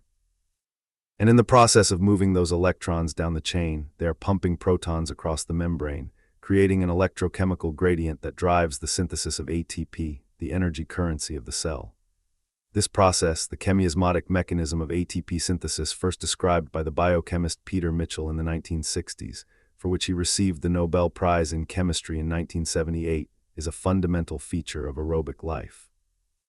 It is the mechanism by which the chemical energy of organic compounds and oxygen is converted into the cellular energy currency of ATP. And it works because oxygen is an extraordinarily good final electron acceptor, willing to receive those electrons at the end of the chain and combining with them and protons into the relatively harmless product of water. The high energy yield of aerobic respiration is a direct consequence of oxygen's chemical properties as a powerful electron acceptor. Every time your heart beats, every time a neuron fires in your brain, every time a muscle fiber contracts, every time an immune cell mounts a defense against an invading pathogen, that action is powered by ATP produced by mitochondria using oxygen. The oxygen you breathe, the oxygen that makes all of this possible, is there because of the cyanobacteria that lived and died and reproduced in the shallow seas of the Archean and early Proterozoic. The connection between those ancient microbes and the functioning of your body right now is not metaphorical or poetic. It is mechanistic, biochemical, and real. And there is something more to consider about the mitochondria in your cells. They still carry their own genome. The mitochondrial genome is small, encoding only 13 proteins along with the RNA machinery needed to make them. But it is there, a tiny circle of DNA inside each mitochondrion, a remnant of the full bacterial genome that the mitochondrial ancestor once carried. Your cells contain two genomes, one in the nucleus with the vast majority of your genetic information, and one in your mitochondria with a handful of genes coding for the most essential components of the aerobic respiratory machinery. This mitochondrial genome is inherited differently from your nuclear genome. It is passed on almost exclusively through the maternal line, from mother to child through the cytoplasm of the egg cell. Studying the patterns of variation in mitochondrial DNA across human populations has been one of the most powerful tools for understanding human ancestry and migration, and it has given rise to the concept of mitochondrial Eve, the most recent common ancestor of all living humans in the purely maternal line. But that same mitochondrial DNA, tracing human ancestry back through generations of mothers, ultimately traces back, if you go far enough, to the ancient bacteria that became mitochondria in the Proterozoic. The genetic threads that connect us to our maternal ancestors also connect us, at the deepest level, to the ancient bacterial world that the Great Oxidation Event transformed. The Great Oxidation Event and the subsequent history of oxygen on Earth also have important implications for how we think about life on other worlds, a topic that sits at the intersection of biology, chemistry, astronomy, and philosophy. The search for life beyond Earth, whether in our own solar system or around distant stars, is one of the most profound scientific endeavors of our time, and the lessons of the Great Oxidation Event are central to how scientists approach this search. Oxygen in a planet's atmosphere is considered one of the most compelling potential biosignatures, signs of life that might be detectable from a distance. The reason is simple. Oxygen is chemically reactive. It reacts with rocks, with volcanic gases, with organic compounds. Left to its own devices, without a continuous source of replenishment, the oxygen in a planetary atmosphere would be consumed by geological processes in a geologically brief time, perhaps on the order of 1,000,000 years or less. Finding oxygen in a planetary atmosphere at significant concentrations would be strongly suggestive of a process actively producing it, and biological photosynthesis is by far the most efficient known process for producing oxygen in large quantities. The detection of oxygen in the atmosphere of an Earth-like planet orbiting another star is one of the primary goals of the next generation of space telescopes and astronomical instruments. Finding such a signal would be a powerful, though not conclusive, indicator of the presence of photosynthetic life on that world and would represent one of the most momentous discoveries in the history of science. But the Great Oxidation Event provides an important cautionary note for this search. As we have seen in the history of Earth, the presence of photosynthetic life on a planet does not immediately result in oxygen accumulating in the atmosphere. For hundreds of millions of years, perhaps close to 1 billion years, Earth had photosynthetic life and yet no detectable atmospheric oxygen. The chemical sinks on the young Earth were large enough to consume essentially all the oxygen produced before it could accumulate. An observer scanning the early Proterozoic Earth from space might see a world with abundant life and yet detect no oxygen signal, not because life was not producing oxygen, but because the planetary chemistry was absorbing it all. This means that the absence of an oxygen signal in the atmosphere of an extrasolar planet does not necessarily mean the absence of life. A world in the early stages of its biological evolution, with active volcanic degassing and iron-rich oceans consuming the oxygen produced by its photosynthesizers, might be teeming with microbial life and yet present a spectroscopically sterile-looking atmosphere. The Great Oxidation Event teaches us that the relationship between biological productivity and atmospheric composition is complex, time-dependent, and mediated by the geological state of the planet. Looking for life by looking for atmospheric oxygen is a powerful strategy, but it needs to be coupled with an understanding of the many ways in which a living planet might not yet show its biochemical hand to a distant observer. Conversely, the Great Oxidation Event also demonstrates that biological processes can fundamentally and permanently alter a planet's atmosphere, chemistry, and climate. If life on another world has existed long enough and been productive enough to exhaust the chemical sinks and allow its waste products to accumulate, those atmospheric signatures could be detectable from the kind of distances at which we are developing the capability to characterize exoplanet atmospheres. The Earth itself would, from a distance, appear as a world with a wildly out of equilibrium atmosphere, rich in a highly reactive gas that should by rights be consumed almost instantaneously by geological processes. That disequilibrium is the signature of life. It is the legacy of the cyanobacteria. It is the enduring echo of the Great Oxidation Event, still broadcasting itself across interstellar distances 2.5 billion years after it began. We have now traveled from the oxygen-free Archean Ocean to the oxygen-rich modern biosphere, tracing the remarkable thread of the Great Oxidation Event through billions of years of planetary and biological history. It is a story of extraordinary complexity, spanning chemistry and biology and geology and climate science, unfolding over timescales that dwarf the entire history of human civilization by factors of millions. And yet, for all its complexity and all its vast temporal scope, the story has a kind of elegant simplicity at its core. Tiny organisms evolved a new way to use sunlight. They did this for purely local, self-interested evolutionary reasons because it gave them a competitive advantage in a particular chemical environment. The byproduct of their new metabolism was a gas that, by chance, happened to be extraordinarily reactive and capable of transforming the chemistry of an entire planet. Over hundreds of millions of years, that byproduct accumulated despite the planet's initial resistance. It transformed the oceans and the atmosphere and the climate. It poisoned the world that had existed before. It created a new world. And in that new world, life adapted, innovated, and eventually flourished in forms of complexity and diversity that would have been inconceivable in the Archean. The story is not one of progress in any morally loaded sense. The Archean anaerobic world was not inferior to the oxygenated world that replaced it. It was just different. The organisms that were lost in the oxygen holocaust were not worse than the organisms that replaced them. They were simply less well suited to the new chemical environment that was being created around them. And the organisms that survived and adapted and eventually gave rise to complex eukaryotic and multicellular life were not better or smarter or more deserving. They were simply luckier or better positioned to cope with the new conditions. But the consequences of these accidents, these evolutionary innovations and chemical transformations and climate upheavals, are everything. They are the air in your lungs, they are the color of the sky, they are the rusty red of iron-rich rocks in ancient formations, they are the green of every plant and the movement of every animal. They are the complexity of your own body, the thought processes happening in your brain as you take in these words, the heartbeat that is carrying oxygenated blood to every one of your 37 trillion cells. All of it is the legacy of the cyanobacteria, of the Great Oxidation Event, of the long, slow, brutal, creative, accidental transformation of a planet by the biochemistry of life. In the deep rock formations of ancient Precambrian shields, in the red and black banded iron formations exposed in cliff faces and quarry walls and road cuts, you can literally see the Great Oxidation Event frozen in stone. Those layers of iron oxide and silica, laid down billions of years ago on the floor of the Archean Ocean, are the physical record of the battle between oxygen and iron, the slow precipitation of a planet's chemical transition into rock.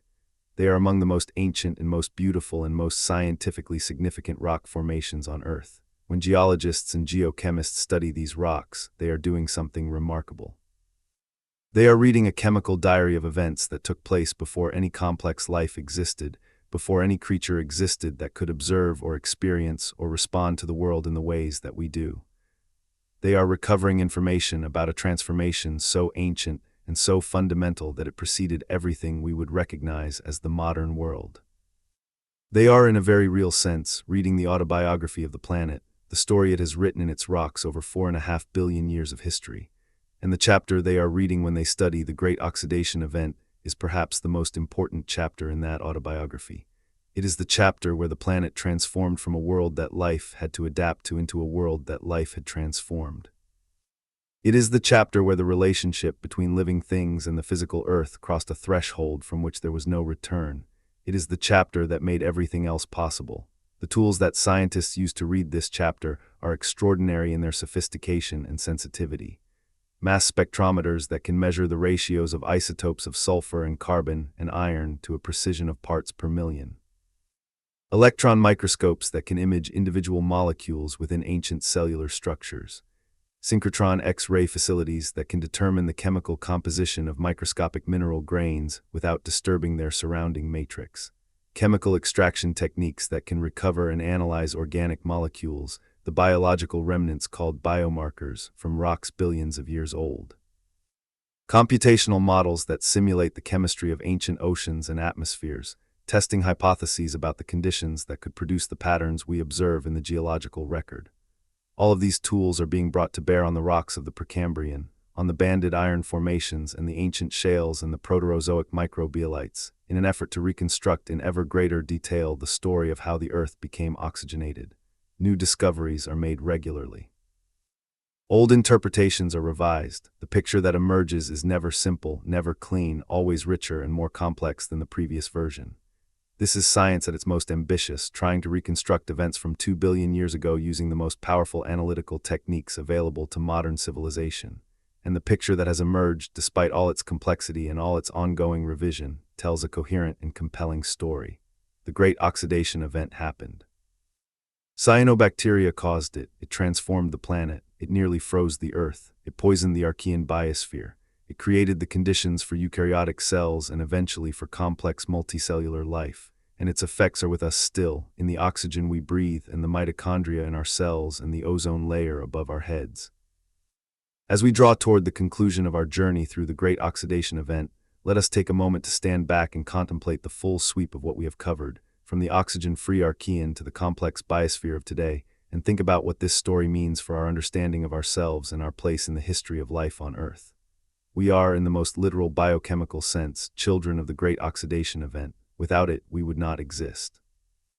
Without the oxygen that the cyanobacteria pumped into the ancient atmosphere, the aerobic bacteria that became our mitochondria could never have evolved. Without those mitochondria, the eukaryotic cell could never have achieved the energy budget needed for its complexity.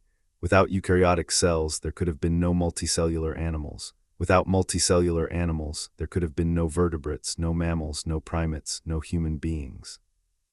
Every step in the chain that led to us depended on the step before it.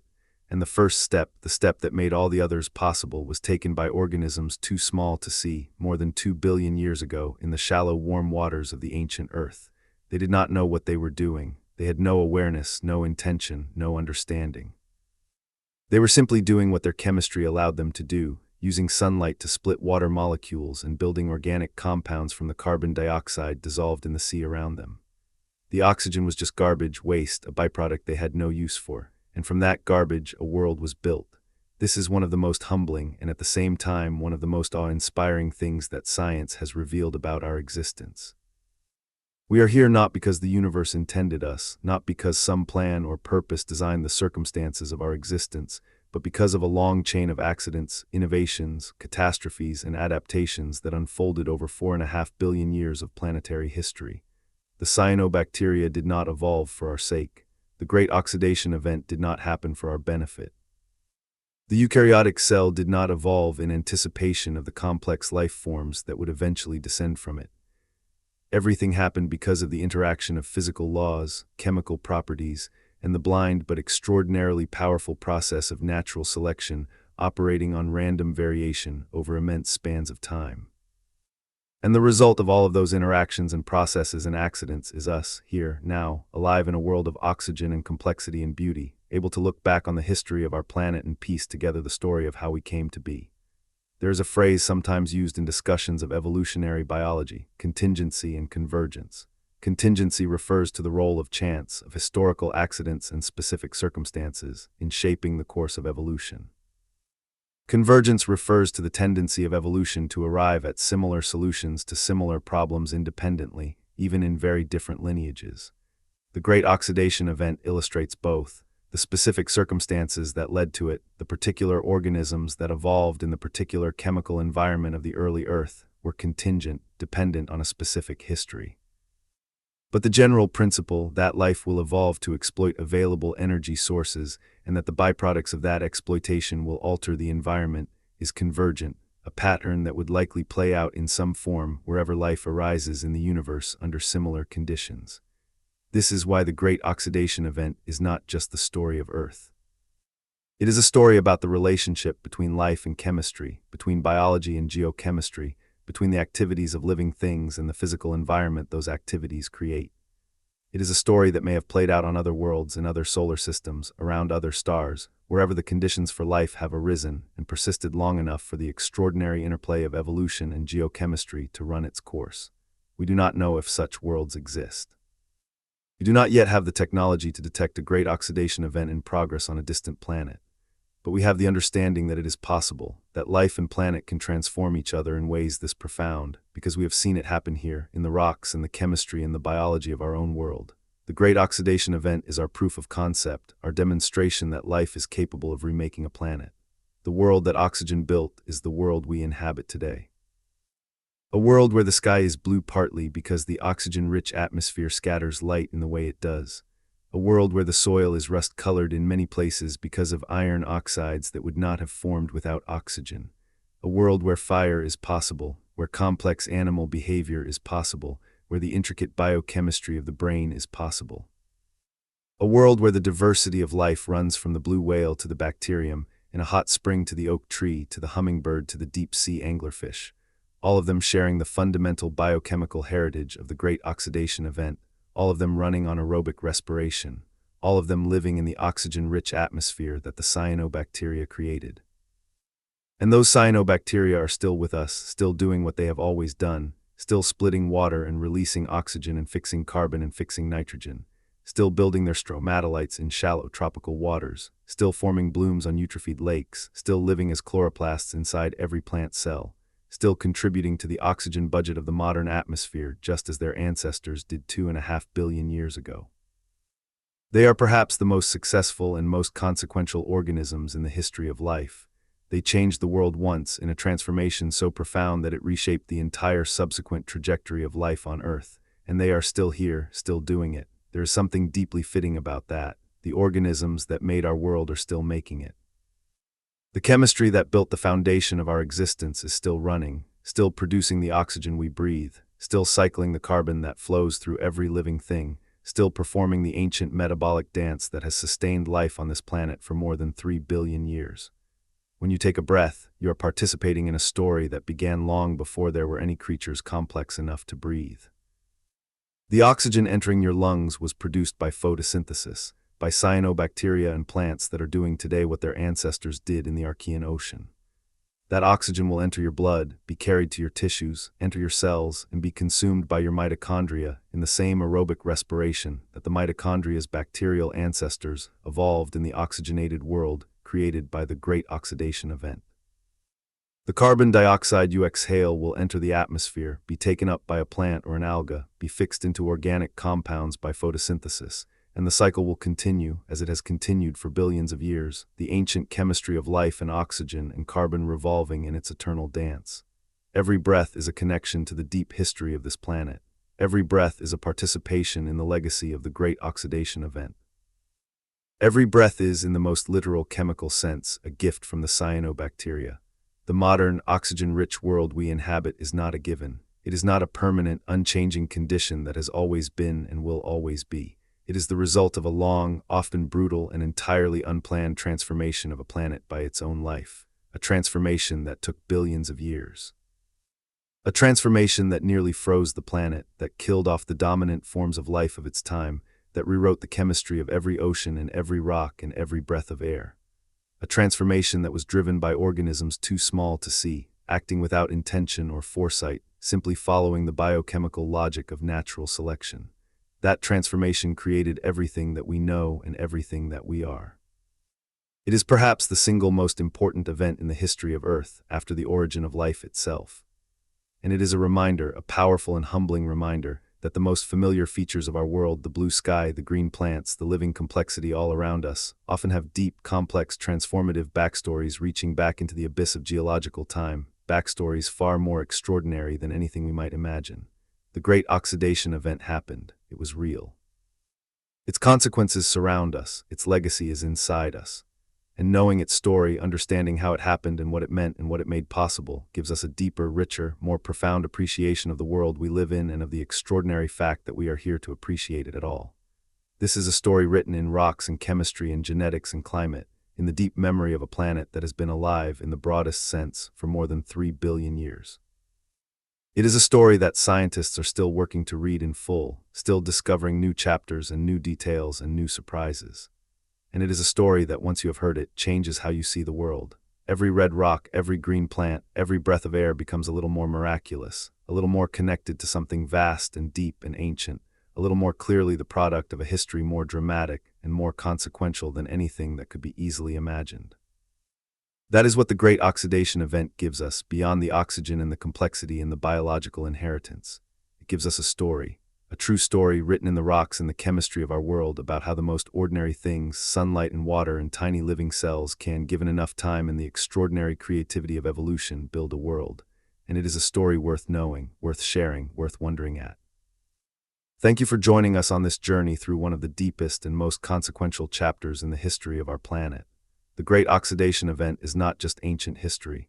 It is the foundation of everything we are and everything we see around us. And now that you know its story, we hope you will see the world a little differently, a little more deeply, a little more connected to the immense and extraordinary history that made it. Please share this story with others who might find it as remarkable as we do. Tell us in the comments what part of this story struck you most powerfully, what surprised you, what you're still thinking about.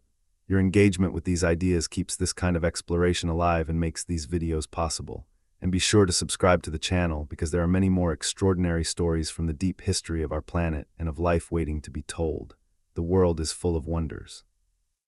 Most of them have stories, and most of those stories are more remarkable than anything we could invent. That is the greatest gift that science gives us, not just knowledge, but a world made richer and stranger and more deeply meaningful by understanding how it came to be. Until next time, keep wondering, keep asking questions. And never stop looking at the world around you with the awareness that beneath the surface of the familiar lies a history of almost incomprehensible depth and drama, a history that made you, and that you are, in every breath, still living.